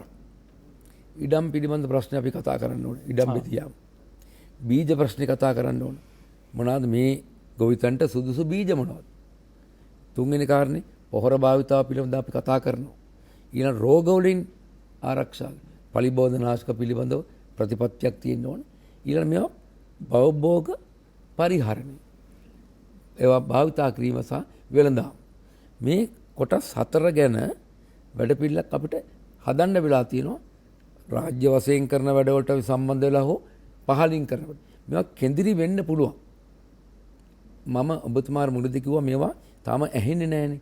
දැන් නමුත් හොඳට හොයලා බලන්න රටේ විවිධ තැන්වල මේ පුංචි ඒක කොච්චර තියෙනවද කියලා. මේව එකතු කිරීමේ වැඩපිළිවෙලක් අවශ්‍යයි. හඬක් බාටපත් වෙන. ඒකේ ප්‍රතිඵලය තමයි කුරුණෑගල කාබනික පොළ. කාබනික පොළ. පුංචි ගොවි පොළ සමුදායක්. මම හිතනවා 40ක් 50ක්. දැන් මෙන්න මේ නිසා මේ තියෙන අත්දැකීම් ගැන හොඳ සමාලෝචනයක් කිරීමට කාලය ඇවිල්ලා තියෙනවා. ඒක පදනම් කර මෙතුමා කිව්වා වගේ මේක විද්‍යාවෙන් දැනගත්ත සුළු පිරිසක් තමයි ඉන්නේ. දැන් මේක වැඩි දියුණු කරගන්න ඕනේ. ඒ නිසා මම හිතන අපි යෝජනාවලිය සකස් කරගන්න ඕන කොහොමද මෙතනින් ඉදිරියට. රජයේ දැන් යෝජනා අතර පොහොර ආනයනය කිරීම රසායන පොහොර ආයන නතර කරන්න. අපි ජනතාවට කියන්න පුළුවන් දැන් මේ පිළිබඳ සාර්ථක නිදර්ශන තියෙනවා අපිට ලියන්න. ඔබට පුළුවන් රූපරාමු අපිට එවන්න. දර්ශන අපිට එවන්න. දැන් අපිට වහ මේ ඔබගේ අත්දැකීම, ඔබගේ හැකියාව, ඔබගේ ශක්තිය ඉස්සරහට ගෙනියන්න අවශ්‍යයි. දැන් මම ආචාර්ය ලයිල් වීරකෝන් මැතිතුමා ළඟට ගිහිල්ලා එන්නම්. දැන් බොහෝ දෙනෙක් කියන්නේම දැන් ගොවියාට ප්‍රශ්නයක් නැතුවම තිබ්බේ නැහනේ. මේ අලි මැද්දේ වෙනත් වන සතුන්ගේ හානි මැද්දේ තර්ජන මැද්දේ බොහොම අමාරුවෙන් වතුර ප්‍රශ්න මැද්දේ නියඟය මේ සියල්ල මැද්දේ අමාරුවෙන් වවාගත් එකත් වෙනත් ආර්ථික වැරදි ආර්ථික ක්‍රියාවලියක් ඇතුළේ ගිහිල්ලා අතරමැදියොන්ට අහුවෙලා නාඩි කණ්ඩායම් වලට අහුවෙලා ඊටාම දුෂ්කර තත්ත්වයක තිබුණේ. එනත් මූල්‍ය බැංකුවලින් කියන්නේ සාමාන්‍ය ගම්වල තිබ්බ ශුද්‍ර මූල්‍ය ණය ක්‍රම ඔස්සේ ගොවියා ඉතා විශාල තැනකට ඉන්නේ. දැන් ඒතර පොහොර ප්‍රශ්නේ අර අඬන්න තිබුණු කෙනාට ඇහැට ඇඟිල්ලෙන් යනවා වගේ ප්‍රශ්නයක් කියලා තමයි බොහෝ දෙනෙක් හඳුන්වන්නේ ආචාර්යතුමා. දැන් මේ ප්‍රශ්නේදී ගොවියට මේක දරා ගන්න බැහැ කියලා අනිත් අය කියන්නේ. ගොවියෝ කියලා නැහැ තාම. ගොවියෝ සම්ප්‍රමාණ කියලා දෙන සමහර අය. අපිටත් මේ එන තොරතුරුත් එක්ක. දැන් ඇත්තටම දැන් මේක ගොවියාට දරාගත හැකි මට්ටමට යෝජනා ටිකක් ගේන්නේ කොහොමද? අපි මොකද්ද පෙළගස්සන්නේ? මොකද්ද අපිට කරන්න ඕන කාරණේ? මම මොකද මේ කොකොට තෛල කියන වාගේ කියන දේවල් මගේ නෑ. ඔව්. නමුත් මම ඒක නිදර්ශනයක් කියන්නම්. මොකද මුළු ඉන්දියාව පුරාම යන හඬක් මුළු ඉන්දියාව පුරා යන තාක්ෂණයක් පිළිබඳ මට යමක් කියන්න පුළුවන්. එකක් තමයි මම දැන්ට ඇත්තටම මීට අවුරුදු 13 ඉස්සරලා ඒ පුද්ගලයෙක් මත තමයි මේක තියෙන්නේ. එයාගේ නම සුභාෂ් පලේකාර්. සුභාෂ් පලේකාර් මල් ලංකාවට එක්කන් ආවා. ඇවිල්ලා මේ විද්‍යාඥයන්ගේ ප්‍රධානම සංගමය තමයි ස්ලාස්. ඒ කියන්නේ Sri Lanka association for advancement of science. එතනත් විද්‍යාඥයන්ට කතා කරා. ඒ අරිතා විශ්වවිද්‍යාල කීපයටත් එයා ගියා. ඒ ආවේ ඔය ස්වාභාවික ගොවිතැන ඇග්‍රිකොලොජි මේ මොනවාද ජාත්‍යන්තර මේ සම්මේලනේ ලංකාවේ අවුරුදු පැවැත්වුවා 2010. ඒ වෙලාව තමයි එතුමා මං එක්කන් ආවේ. මං කියන අදිනවල තත්ත්වයක. බොහොම එයාගේ තියෙන්නේ මේ zero budget natural farming කියන එක. ඒ කියන්නේ වියදම් නැති ස්වාභාවික ගොවිතැන. මේක තමයි මාතෘකාව. මම හිතන්නේ මේ සම්බන්ධව හොයලා බලන්න පුළුවන් නම් මොකද හොයලා බලන්න ඕනේ නැහැ. ඇත්තම ලංකාවේ ක්‍රියාත්මක වෙනවා. අනුරාධපුර දිස්ත්‍රික්කයේ රාජ්‍ය අනුග්‍රහයක ඒ කටයුතු කරන ගොවීන් සහ ගොවීන් නායකින් ඉන්නවා. මම හිතන්නේ ඔබතුමාට පුළුවන් නම් ඒ කට්ටිය කැඳවලා මෙතන කතා කරන්න. ඇත්ත තත්ත්වය කියයි. ඒකේ හතරක් තියෙනවා. නමුත් අපි ක්‍රියාත්මක කරන දැන්ට එකක් විතරයි. මේ ඒ ගොවීන් කරන්නේ අපි පෞද්ගලික කාලෙ මේක කියලා දුන්නා. ඒකෙදි අවශ්‍ය වෙන්නේ ගමේ තියෙනවා. වත්තේ තියෙනවා. ගොම, ගාමුත්‍රා මේ මොනවාද උඳු පිටි වගේ දෙයක් ඒවත් ගන්න මේ කිලෝ එකයි. ඊළඟට සීනි එහෙම නැත්නම් සක්කර එහෙම නැත්නම් හකුරු. ඊළඟට තමන්ගේ ඉඩමෙන් 5 මීටර. හරි මේකක්වත් පිටින් ගේන්න ඕනේ නැහැ. මම මේ කියන්නේ මේ ආනයන කරන කතාවල් වලට එක පැත්ත අනිත් පැත්ත. ඇයි මේ පුහුණුව දෙන්නේ නැත්තේ? මේක අරගෙන දවස් 3කින් මේ කරන්නේ ශුද්ධ ජීවීන්. අර තමන්ගේ ඉඩමෙන් ගත්ත පසෙන් ගත්ත ශුද්ධ ජීවීන්. ඇහැට පේන්නේ නැති ලොකු කාර්යභාරයක් කරන කෝටි ගණන් ඉන්න මේ පසේ අවුරුදු මිලියන් ගාණක් ඒක ජීවත් වෙච්චි ශුද්ධ ජීවීන් තමයි ගන්න මේ වැඩේට. මෙන්න මේක වරද්ද ගන්න හොඳ නැහැ. පිටින් කියන ශුද්ධ ජීවීන් නෙමෙයි. හරි? එහෙම නැත්නම් අනිත් ගමින් ගත්තට ප්‍රශ්නයක් නැහැ. එකම ඇග්‍රිකොලොජි එහෙම නැත්නම් පරිසරයේ ජීව මේ භූගෝලීය පරිසරයෙන් ගන්න පස් තමයි එන්නේ. කුඹරකින් නම් නියර දෙපැත්තේ. ගන්න පස්. එතකොට මේක අරන් දවස් 3කින් කලත්තලා දවස් 3කින් මේක කෙලින්ම කුඹරට යන්න පුළුවන්. එහෙම නැත්නම් එළු වලට යන්න පුළුවන්. පළතුරු වලට යන්න පුළුවන්. ඒක දාන ක්‍රම තියෙනවා. එතකොට කොයි කාටද මේ හාල්ට දාන්නේ හරියට මඩ පෝර. එතකොට මේ මොනවාද බණ්ඩි පෝර දානවා වගේ මේක දාන්න පුළුවන්. හරි. දැන් මේක ඉන්දියාවේ ක්‍රියාත්මක කරා කොච්චරද කිව්වොත් එහෙම ආන්ධ්‍ර ප්‍රදේශ, කර්ණාටක, හිමාචල් ප්‍රදේශ සහ කේරළ අස්වැන්නේ අඩුවක් වාර්තා වෙලා තියෙනවද? අස්වැන්නේ එහෙ සහ මෙහෙ ඉන්දියාව සහ ශ්‍රී ලංකාව. නෑ ලංකාවේ කරන්නේ ඔක්කොම ටික ගොවියෝ. ඒ කටට ස්ටැටිස්ටික් නැහැ. නමුත් එයාලා කියන්නේ දැන් ගෙන්නපුවාම කියයි බඩිරුඟුත් එක්ක කරපු පරීක්ෂණයේදී මේකේ අස්වැන්න වැඩි වෙලා තියෙනවා. හරි ඒ කතාව කියන මේක එක කන්නේ පළවෙනි කන්නේම මම මේ ඔක්කොම ප්‍රශ්න කියන්නේ මේ කාලයක් දෙන්නේ කියලා. ඒ කාලේ වුණ නැහැ. මම කියන්නේ හැම විද්‍යාවතුකරම ගිහිලා හොයාගන්න මේ මොකද්ද කියලා. මල්ලාගේ ඔක්කොම ලිටරේචර් තියෙනවා. අපි පොත් ගහුවා. පොත් බෙදලා තියෙනවා. මේ සම්බන්ධව දැන් යනවා. ඔන්න අවස්ථාව. මෙන්න අවස්ථාව. එතකොට මොකක්ද තියෙන්නේ? දැන් අද වෙනකොට තියෙනවා. වගකීමෙන් කියන්න පුළුවන් මේක ගොවින්ට. ඔව්. අනිත් එක තමයි ආන්ධ්‍ර ප්‍රදේශ රාජ්‍ය ප්‍රතිපත්තිය බාටපත් කරා මේ ගොවිතැන. හරි. දැන් රාජ්‍ය ප්‍රතිපත්තිය. අපිට අමුද්‍රව්‍ය සහ ද්‍රව්‍යමය නිමි බහන්න ගේන්න නැතුව දැනුම ගෙනාවට ප්‍රශ්නයක් නැහැ. ඔව් දැනුම ගේන්න ඕන. ඉතින් මම කියන්නේ මේ එංගලන්තෙන් ඇමරිකාවෙන් ගේන්න දැනුම නෙමෙයි මේක මෙතන තියෙන්නේ. මෙතන තියෙන්නේ අපේ රට. එහා පැත්තේ බුද්ධ ආගම ආවේ එතනින්. බුදු දහම ආවේ එතනින්. ආගම නෙමෙයි බුදු දහම. ආවේ ලංකාවට එතනින්. එතකොට ඒ ගේන්න එතන ආදින මෙතන 75ක් ඉන්නේ බෞද්ධ. ඇයි බැරි මේක කරන්න? මම කියන්නේ මෙන්න මේ ප්‍රශ්නේ මෙතන තියෙන කොහේ හරි හංගලා තියෙනවා මේව. එතකොට දැන් දෙවෙනි එක තමයි අතරම මම කියන්නේ මේ ශුද්ධ ජීවීන් එක ගන්න දෙනකොට මේ කාබනික ද්‍රව්‍ය ඕනේ නැහැ නේ. ඒක ඕන වෙන්නේ අර පසේ තියෙන කාබනික ද්‍රව්‍ය සහ සමාජයට වසුන් භාවිතා කරන්න පුළුවන්. එහෙම නැත්නම් කාබනික ද්‍රව්‍ය පාවිච්චි කරන්න. ඔය කියන කොම්පෝස්ට් එක. කිසි ප්‍රශ්නයක් නැහැ. කොම්පෝස්ට් හදාගන්න ක්‍රම තියෙනවා දැන්. ඉස්සර වගේ මහ තුනක් ඉන්න ඕනේ නැහැ. හැබැයි දැන් ඔය පසුගිය කාලේ ප්‍රශ්නයක් ආව නේද? දැන් සමහර නැත්නම් නාගරික අපද්‍රව්‍ය සහ වෙනත් අපද්‍රව්‍ය වලින් ඔය කියන පොහොර හදන්න ගිහිල්ලා කාබනික පොහොරයි කියන හදන්න ගිහිල්ලා ඒ වගේ සමීක්ෂණවලදී ආපහු ඊයම් සහ වෙනත් උපාලි මට තියෙන ප්‍රශ්නේ මේකයි. අයි පිටින් ගේන්නේ. දැන් ගිනිසිරා තියෙන හැම ගමේම. ගිනිසිරා ජීවත් වෙන මිනිහත් එක්ක කැලවලා දෙන්නේ නැහැ නේ. හරි. අවුරුදු 300ක් අපිට එක්ක ජීවත් වුණා. 1700 තමයි ගෙනාවේ. ලන්දේසින් ගෙනාවේ ලංකාවට. අපෙන් තමයි අප්‍රිකාවට ගියේ. මේකේ තියෙනවා 104ක් නයිට්‍රජන්. 144ක් තියෙනවා කාබනික ද්‍රව්‍ය. හරි. කාබනික ද්‍රව්‍ය තියෙනවා 144ක්. මේ කතා කරන්නේ මේ කාබනික ද්‍රව්‍යනේ. කාබනික ද්‍රව්‍ය මේකට ඕන. අමු අපිට දාන්න පුළුවන් මේක. ඒකෙන් කොම්පෝස්ට් හදන්න පුළුවන්. හරි. එතකොට ඒ කොම්පෝස්ට් එක පාවිච්චි කරන්න පුළුවන්. මේ ශුද්ධ ජීවීන් වගා කරන්න ඕන කරන උපස්තරය තමයි ගොම.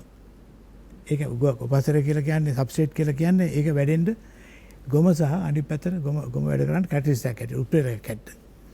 නමුත් අර අනිත් දෙක කාබෝහයිඩ්‍රේට් දැන් ළමයෙකුට පුංචි කාලේ අපි කියනවා අපිටත් ඕන කාබෝහයිඩ්‍රේට් ඕන.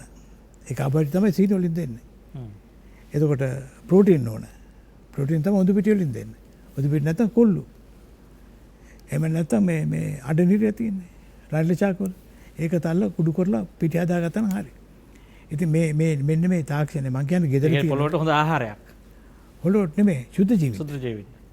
ශුද්ධ ජීවිත දැන් අපිට හැදෙන්න අපේ ළමින්ට අපි දුන්නේ මේ ප්‍රෝටීන් සහ මේක අනිත් පැත්තෙන් මේද විටමින් සහ khනිජ වර්ග. ඉතින් ඒ khනිජ වර්ග ඔක්කොම තියෙනවා එතන. එතකොට දැන් මෙන්න මේ කාරණේ මම මෙතනදී මතු කරන්නේ මොකද? අපි මේ නාහින් අඬනවා මේ අරක ගේන්න ඕන මේක. මම කියන්නේ මේ පොර මෙව නවත්තන්න. මම එහෙම කියන්නේ නැහැ හැබැයි ඉතින් මොකද මටත් මේ වගකීම කියන්න පුළුවන් දේවල් තමයි තියෙන්නේ. ඒක පැත්තකින් කවුරුවක්වත් හදන්න ඕනේ නැහැ කාබනික පොර. පිටරින් ගේන්න ඕනේ නැහැ.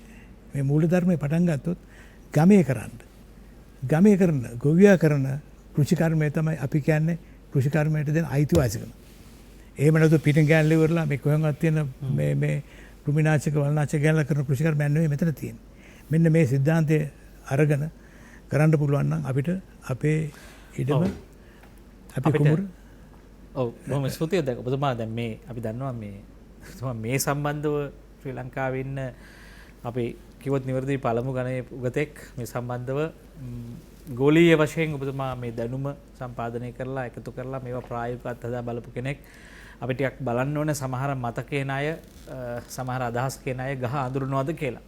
සමහර මේ සංකල්පීය අධ්‍යාපනයේ හැදුණු වැඩුණ අය මේ කෘෂිකර්මයේ ගොවිතැනේ ප්‍රායෝගික තත්ත්වයන් දැනගෙනද මේ කියන්නේ කියලා ප්‍රශ්නයකුත් තියෙනවා. ඒ නිසා අපිට මේ ගැන කතා කරමු. අපි බොහොම කාලය සීමා සහිත වෙලා තියෙනවා. අපි ගිල්ලෙන්නම් සංවාදයේ අවසාන විරාමයට රැඳෙන්න අප සමග රසායනික පොහොර දහන මහා කාබනික පොහොර ආනයනය පිළිබඳව අපි කතා කරන්න. අපි ගිල්ලෙන්න විරාමයට රැඳෙන්න අප සමග.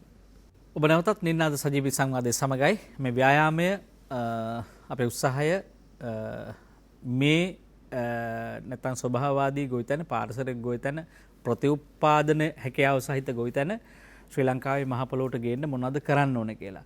ඒ ඇතැම් අයට පොහොර නැව් පිටින් පේන්න පුළුවන්. පිටරට වලින් ආපහු විශාල ප්‍රමාණයක් මේ බිම මතුවේට පස්තට්ටුව වහන්න ඕන කියලා හිතෙන්න පුළුවන්. මට එක ප්‍රශ්නයක් අහලා ඉඩ දෙන්න මෙතුමා ගාවට එන්න ආචාර්ය ලයන් වික්‍රම මෙතුමනි. දැන් පස පිළිබඳ උතුම් විද්‍යාඥයෙක්. දැන් අපි කියමුකෝ ආගන්තුක මේ සම්බන්ධව නැගෙන පවතින කතාවක් තමයි වෙනත් රටවල සුද්‍රජීවීන් වෙනත් සුද්‍රජීවී ප්‍රභේද ශ්‍රී ලංකාවේ පොළොවට දාපු ගමන් මේ අය අතර පොඩි ගැටලු ඇති වෙනවා. මේවා අතර පොඩි නොසන්සුන්තාවයක් පසේ අසම්බරතාවයක් ඇති වෙන්න පුළුවන් කියන කාරණේ ඔබතුමා මොකද්ද කියන එකට? ඔව් නෑ මම අර ඉස්සෙල්ලා එකේ විද්‍යාත්මක අවධානම පිළිබඳව තියෙනවා. දැන් මෙහෙම මම අර ඉස්සෙල්ලා කරපු කතාවේ අන්තිම පොඩ්ඩක් කියන්න. දැන් ගේට් සහ මිලින්දා ෆවුන්ඩේෂන් එක පදනම මහන්සි ගන්නවා මේ ඉන්දියාවේ කරන වැඩසටහනට ඇතුල් වෙන්න. හරි ඒ කියන්නේ මේකේ ප්‍රතිඵලය දකින්න මේකේ අස්වැන්න දකින්න මේකේ පස දකින්න. ඒකත් එක්ක යාලට ඕනකම තියෙනවා එතෙන්ට හයිබ්‍රිඩ් බීජ ගේන්න. ඒකට හයිබ්‍රිඩ් කට්ටිය. අපි වගේ මේ අහිංසක මේ දේශීය බීජ නෙමෙයි හයිබ්‍රිඩ් බීජ ගේන්න. ඒකට බලවත් විරෝධයක් ඇවිල්ලා තියෙනවා සම්පූර්ණ සමස්ත මිලියන් 8ක ගොවියොත් එක්ක. එහෙනම් දැන් මේව තමයි මේවත් එක්ක දේ මම කියන්නේ මේව දැන් හොඳට හිතන්න වෙනවා.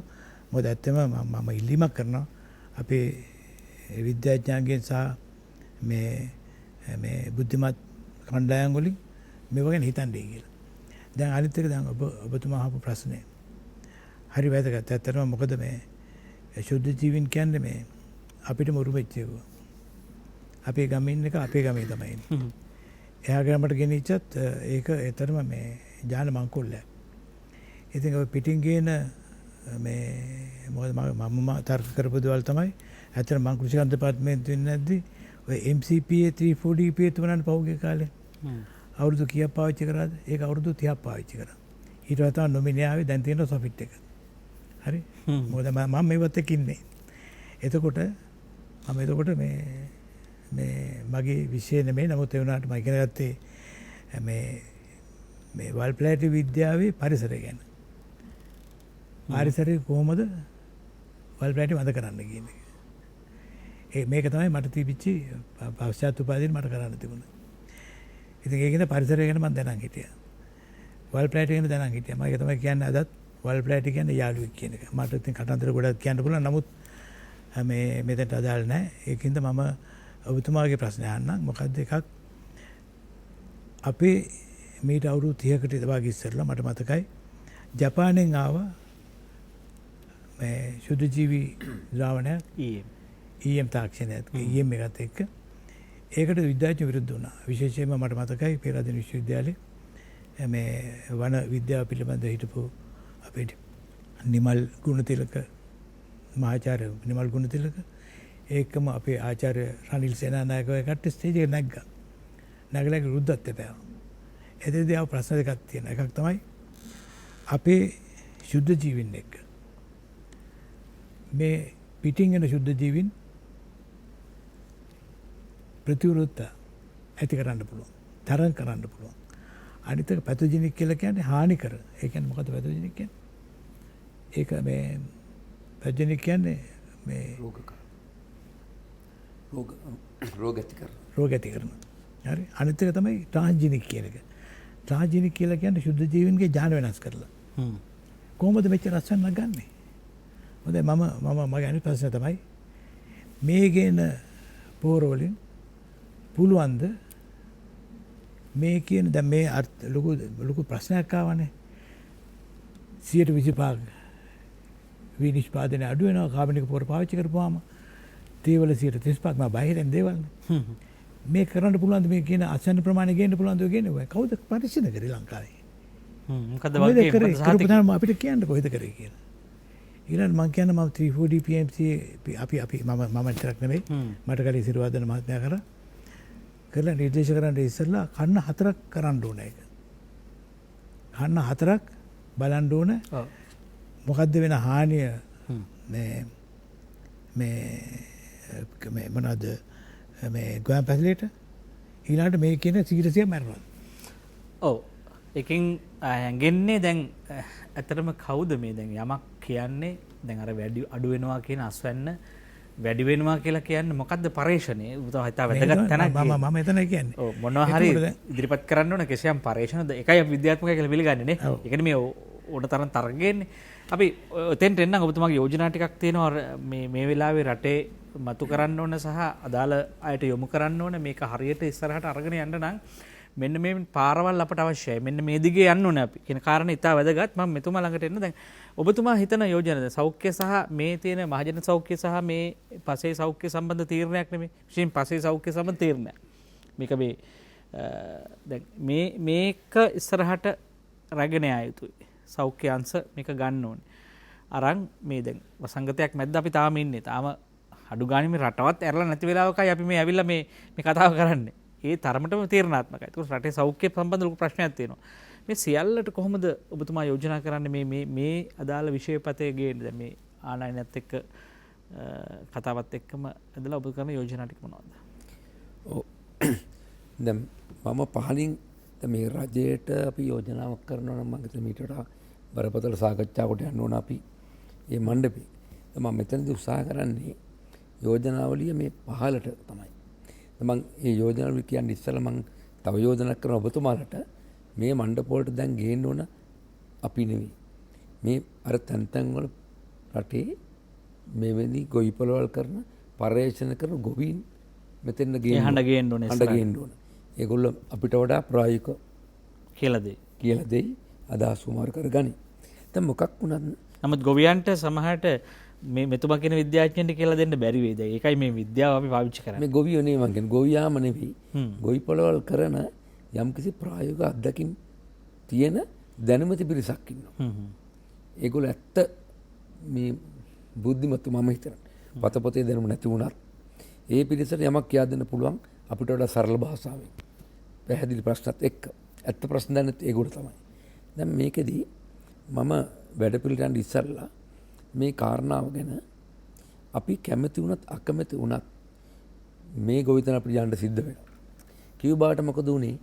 ඇමරිකාවේ සම්බාධක පනවනකොට රුසියාව සහ සමූහාණ්ඩු සෝවියට් සමූහාණ්ඩුවට සම්බන්ධ රටවල් නැගෙනහිර යුරෝපයේ අත්හරිනකොට කෘෂි රසායන ද්‍රව්‍ය නැතු වුණා, පොර නැතු වුණා. ඒගොල්ලන්ට සිදු වුණා දේශීය තමන්ගේ දැනුම් පද්ධතිය මට යැපෙන්න. යන්න. සෞඛ්‍ය ප්‍රශ්න වනේ පටන් ගත්තේ. ඇත්තට ඒක පස්සේ තමයි ඒක තේරුම් ගත්තේ. දැන් අපිටත් ඒක වෙලා වෙමින් තියෙනවා. අද බලන්නකෝ අද ගම් වල කඩේට ගිහලා කුම්නාශක ගන්න බෑනේ. අද රටේ තත්ත්වෙ හින්දා. පොහොර දුන්නත් යන්න බෑ. හරි වෙලාවට ගන්න බෑ. මේ අර්බුදයත් එක්ක මං හිතන අපිට බල කරනවා. බල කරන මේ ස්වභාවික ගොවිතැනට යන්න කියලා. ඒ බල කිරීම අපි ප්‍රතිපත්තියක් කරගන්නවා. නමුත් අපේ අපේ අත්දැකීම තමයි ගිය අවුරුද්දේ අප්‍රේල් අත්දැකීම මේ අප්‍රේල් වලදී නැහැ. අපිට බීජ ලැබෙන්නේ නැහැ. අපිට පොහොර ලැබෙන්නේ නැහැ. දැන් ඒක නිසා මෙන්න මේක නිවැරදි කරගන්න පහළට වැඩ කොටසක් කරන්න තියෙනවා. දැන් අද ශ්‍රම අතිරික්තයක් තියෙනවනේ හැමතැනම. අපි ගෙවල් වල බොහෝ දෙනෙක් ඉන්නේ. දැන් ඒ නිසා මම පළවෙනි යෝජනාව කරන්නේ මේකදී පළවෙනි මේ දැනුම බෙදා හැරීමට ක්‍රමවේදය සකස් කරන්න. මාධ්‍යයට මේක විශාල වැඩ කොටසක් තියෙනවා. ඔබ කරන වැඩේ මම තාමත් අගය කරනවා. මේක අඛණ්ඩව වෙන්න ඕන. මේක යාලට මහට කරලා හරියන්නේ නැහැ. මේක ප්‍රතිපත්තියක් හැදෙනකම් අඛණ්ඩව අනවරතව සිද්ධ වෙන්න ඕන. ඒක බලවේගයක් වෙන්නේ එහෙම තමයි. එතකොට මේ සම්බන්ධීකරණයක් වෙන්න ඕන. සම්බන්ධීකරණයක් වෙන්න ඕන. මම ඉස්සෙල්ලා කො මේ ඉඩම් ප්‍රශ්නයේදී සමහර අයට මේ දේ කරන්න ඉඩම් නැහැ. මම උදාහරණයක් කියන්න මම අපේ ගමේ මෙතුමා මගේ උපදේශකෙක්. මම පොර හදන්නේ මෙතුමාගෙන් අහගෙන. අර ජයසිංහ මහත්මයාගෙන් අහගෙන. දැන් අපි ඒ පරිශ්‍රණය පොළවේ කරන්න යනකොට මට අවශ්‍යලා තියෙන අපේ ගමේ යට මේ ලෙඩේ බෝ කරන්න. දැන් අපේ ගමේ බොහෝ දෙනෙකුට ඉඩම් ලෙඩේ කිව්වේ මේ ලෙඩේ කියන්නේ මේ කාබනික කෘෂි කර්මයේ මස් විස නැතුව කරන වගාවේ ලෙඩේ. ඒක ඒ ලෙඩේ තිය බෝ කරන අමාරුයි. අනික් ලෙඩ වගේ නෙවෙයි. එතකොට අපි යම් කිසි කෙනෙකුට ගමේ කෙනෙකුට ඉඩමක් අපිට ලබා දෙන්න පුළුවන් නම් යම් නෛතික ක්‍රමයකට ඔහු ඒක කරනවා. ඔහු සාර්ථක කරගන්න අපිට අත දෙන්න පුළුවන්. මෙන්න මේ නිසා එකක් වෙන්න ඕන අපිට මේ කාබනික ගොවිතැන කිරීම සඳහා ඉඩම් ලබා දීම සඳහා මම එදාක මතකද අපේ රටේ පන්සල් වල කොච්චර තියෙනද ඉඩම්? ගරු ස්වාමීන් වහන්සේලා මේට එකඟ වෙයි. හරි. අපිට මෙවැනි ආදර්ශ ගොවිපල් ඇති කරන්නට ඔබතුමාලගේ සම්බන්ධීකරණයෙන් අපිට ආදර්ශ ගොවිපල් ගණනාවක් ඇති කරන රට පුරා. එතකොට දෙවෙනි එක තමයි දැන් මේ අයට අවශ්‍ය බීජ ආණ්ඩුවෙන් ලැබෙනකම ආණ්ඩුවට එහෙම බීජ ප්‍රතිපත්තියක් නැති නිසා නමුත් දේශීය බීජ මීට අවුරුදු 5කට ඉස්සෙල්ලා ඔය පච්චපෙනමාල් ඊළඟට කළු වී නැටි වගේ බීජ තිබුණේ නැහැ. අද ඒ සහල් බිත්තර වී තියෙනවා. මේනි ඒ වගේ එළවලු වල බීජ නිෂ්පාදනය කිරීමේ මධ්‍යස්ථාන ඇති කරලා බෙදා හැරීමක් තියෙනවා. දෙවෙනි ප්‍රශ්නේ ඉඩම් දෙවෙනි ප්‍රශ්නේ බීජ ඊළඟට පොහොර ඕනතරම් උදාහරණ කියනවා. පොහොර නැති ගොවිතැන තියෙන පොහොර කාබනික පොහොර ගොවිතැන තියෙනවා. මේක ප්‍රචලිත කරන්න පුළුවන්. හතරවෙනි එක තමයි රෝග වලින් කොහොමද බේරෙන්නේ? ස්වභාවික ක්‍රම වලින්. ඒක න අත්දැකීම් තියනා ඉන්නවා. ගමේ ගොඩේ ඉන්නවා. අවසාන කාරණේ තමයි මේවා බෙදා හැරීම පිළිබඳ ප්‍රතිපත්තියක් හදන්න ඕනේ. ඒකෙන් තමයි මේක ඉස්සරහට යන්නේ. විශේෂයෙන් ගොවියන්ගේ මේවා මිලදී ගන්න ඕන. ගොවියා මිලදී ගැනීම වෙනද පොළවල් ඒක ලාභදායී වෙන්නේ. මම එක කාරණාවක් කියන්න ඕන අවසන් කරන්න.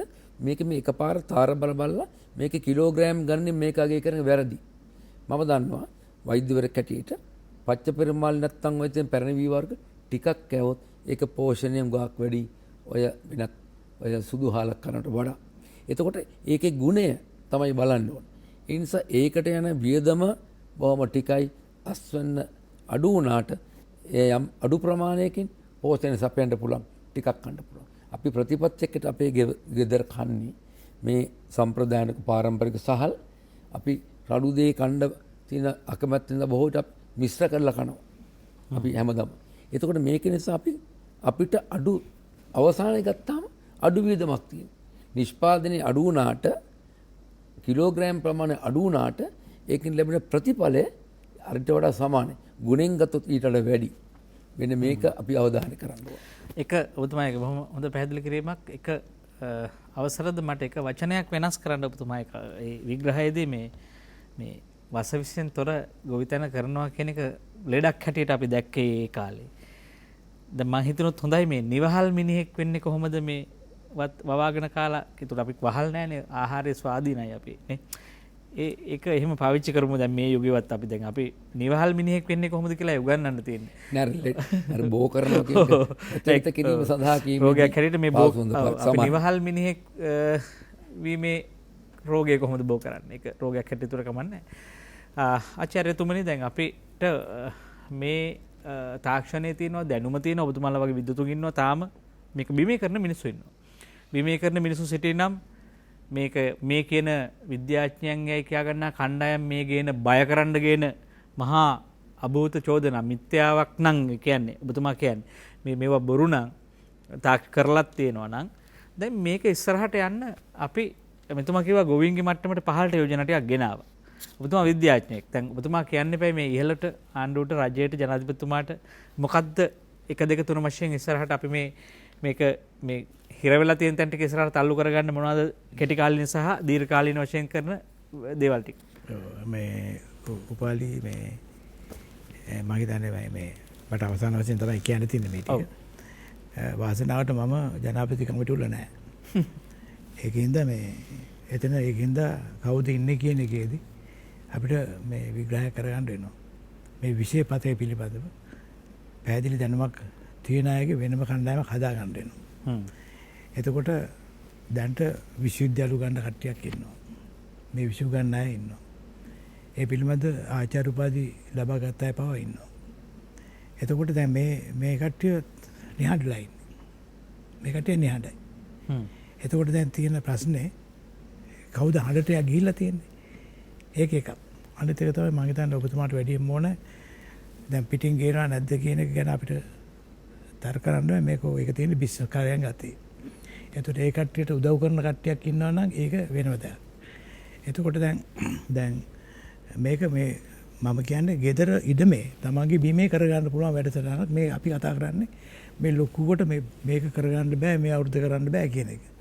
මේක තමයි මේ ලොකුම අමූලිකම බොරුව. මොකද කුඹරට යන්න පුළුවන්. දැන් අපේ ඇත්තටම ව්‍යාප්තික සේවාවක් තිබුණානේ මේ රටේ. අදත් තියෙනවානේ.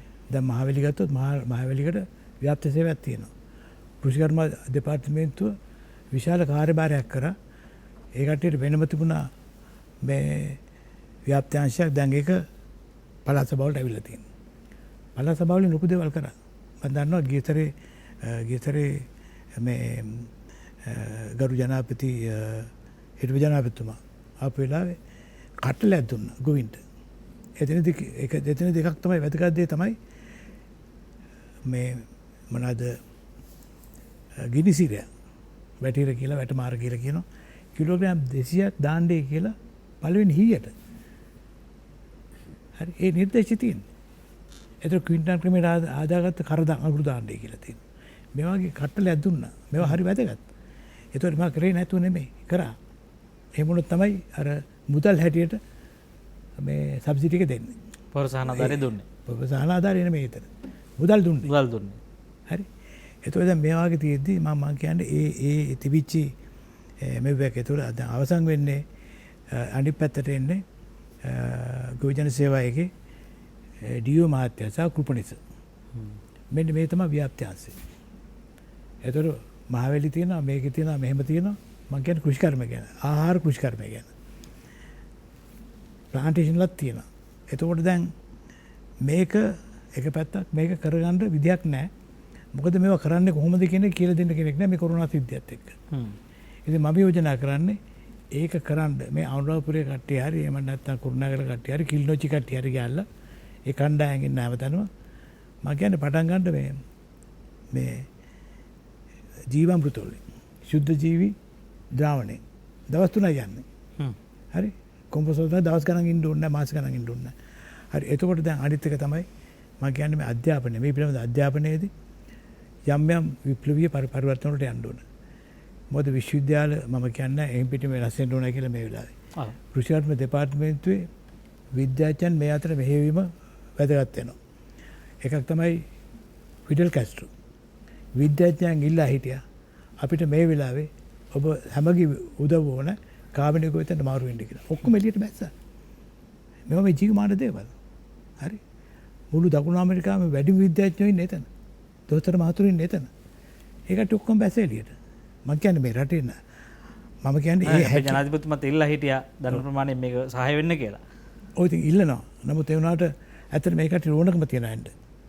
මම දන්න විද්‍යාඥයෝ ඉන්නවා ඔක්කොම සෑහෙන ප්‍රමාණයකින් ලෑස්ති. අකමැති කෙනෙක් නැහැ. දෙපාර්තමේන්තුව පැත්තේ තින්නවා හැම හොඳ. ඔව් දෙපාර්තමේන්තුව කියනවානේ අපිට පුළුවන් කියලා කරන්න මේක. කවුද කිව්වේ කියලා. ඒකට කියන්නේ නැහැ. දැන් කියනවා ඉස්සලා ඉතින් අමාරුකම් තිබුණා තමයි. මොකද සමහරට දේශපාලනයට යට වෙනවා, නිර්ධාරණයට යට වෙනවා මේවත් එක්ක එනවා. ඒතර මට අවසාන වශයෙන් කියන්න තියෙන්නේ යන්න පුළුවන් ලීසිම තැන තමයි මේ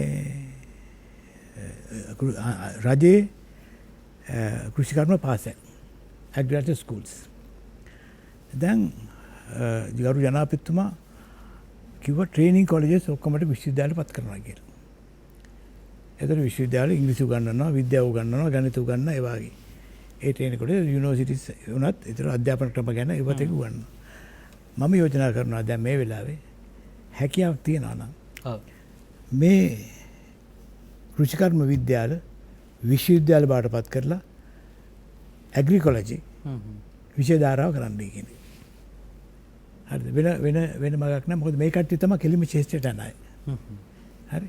ශාස්ත්‍රයට යන්නේ මේ කොටස. දැන් ඉන්නේ AI මහතුරු ඔක්කොම ටික මේ විද්‍යාල තියෙන මම හිතන්නේ 6ක් නැත්නම් 7ක්. උතුරේ තියෙනවා, නැගෙනහිර තියෙනවා. මේ පේරාදෙණි තියෙනවා. ඊළඟට මේ තියෙනවා. විශේෂයෙන්ම ඔව් අපිට තාම පැහැදිලි යෝජනාවක් වහාම මේ කෘෂි අධ්‍යාපන හා සංනිවේදනය කඩිනම් කරන්න, වේගවත් කරන්න.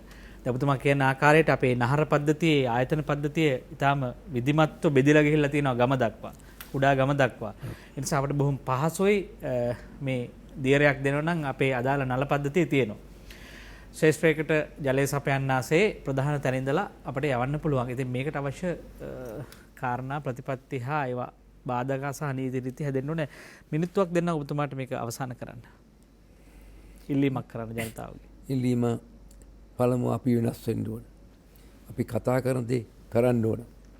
අද මා මෙතන කතා කරන්නේ අද රාත්‍රියේ අපි ලයන්ලා යන්නේ මෙතෙන් පටන් පැය දෙකක් ගිහිල්ලා උඩා ගම්මානක තියෙන මේ සුව නිවාහනකට. ඒ ගෙදර වත්තේ තියෙන්නේ කුරුඳු කාබනිකව හදපු. ඊළඟට හෙට මෙතුමා අපේ ගොවීන්ට කියා දෙනවා පෝරාදන හැටි. අපේ දිලීර රෝග මර්ධන කරේ මෙතුමාගේ හැටියට අපි මිලදී ගත්ත ගවයන්ගේ ගව මුත්‍රාවලින්. ඒ නිසා මම හිතනවා මම ඉල්ලීමක් කරන්නේ අපි විශ්වාසලා අපෙන් පටන් ගමු පහලින්. එහෙම තමයි රට වෙනස් වෙන්නේ. රසායනික පොහොර තහනම හා කාබනික පොහොර ආනයනය පිළිබඳව පැවති සංවාදය නිමා කරන්න සූදානම්. හැබැයි අද දවසේ නිමා වුණත් අපි හිතනවා මේ කතාව තවත් අහුමුළු නෑර අපි සමාජයට ගෙනියන්න ඕන සහ මේ කතාවේ තියෙන හැඩතල තව ටිකක් දියුණු කරන්න අවශ්‍යයි. සෝබාදහමේ වෙදකම් පිළිබඳ විශේෂ වෛද්‍ය රාජේන්ද්‍ර විජේතුංග මහත්මයා බොහොම ස්තුතියි. උතුමන් විශාල කැපවීමක් කරමින් මෙතුමන් සමග කැටුවා අපි මැදිරිය රට මැදට ආවා. ස්තුතියි ඔබට තෙරුවන් සරණ ප්‍රාර්ථනා කරනවා. ඒත් එකම තිරසාර කෘෂිකර්මයේ පිළිබඳව විශේෂඥ ආචාර්ය ලයනල් වීරකොන් මහත්මයා එතුමන් හිතන්නේ මේ ගොවිතැන සම්බන්ධව තාම විශිෂ්ට ඥාන පද්ධතියක් ගත්ත ඇදුරෙක් ආචාර්යවරයෙක් අපි ස්තුතියි. හිතතුනි අපිට පොඩි තිගැස්මක් බයක් තියෙනවා. මොකද ඉතිහාසයේ කිරි ඕන කිව්වම හරක් මේ රටට ගෙනාවා. ඒ වගේ මේ අපිට ඒ තරම් hina වෙන්න පුළුවන් සුන්දර අතීතයක් නෙවෙයි තියෙන කළු පැල්ලම් ගොඩක් තියෙනවා මේ ශේෂ්ත්‍රයේ. ඒ නිසා එළඹුණේ අලුත් ප්‍රසන්න වූ මාසයක්, පොසොන් මාසයක්. ඒ නිසා මේ මාසයේ පණිවිඩය තමයි මේ සුබාදහම සහ පරිසරය අපිට ඕනෑකමට ඕනෑ විදිහට පාවිච්චි කරන්න බෑ. අපේ අශීලාචාර අසීමිත කෑදරකම් වෙනුවෙන් පාවිච්චි කරන්න බෑ. එය මතු පරපුර වෙනුවෙන් ඉතුරු කරන්න ඕනේ. අපි රජුරවන්ට තියෙන්නේ රජුරෝ සහ අපි කවුරුවත් මේකේ බාරකරුවෝ පමණයි, අයිතිකරුවන් නෙවෙයි. මේ බව මතක් කරමින් නින්නාදෙන් සමුගන්නවා. ආයෙත් ලබන සතියේ ඔබ හමු වන බලාපොරොත්තු වෙන ඉරිදා උදෑසන ඔබට 10ට නැවත විකාශනයේ නැරඹීමේ හැකියාව තියෙනවා. අපි ගිහින් ඔබට සුව අනාගතයක්, සුබ රාත්‍රියක්.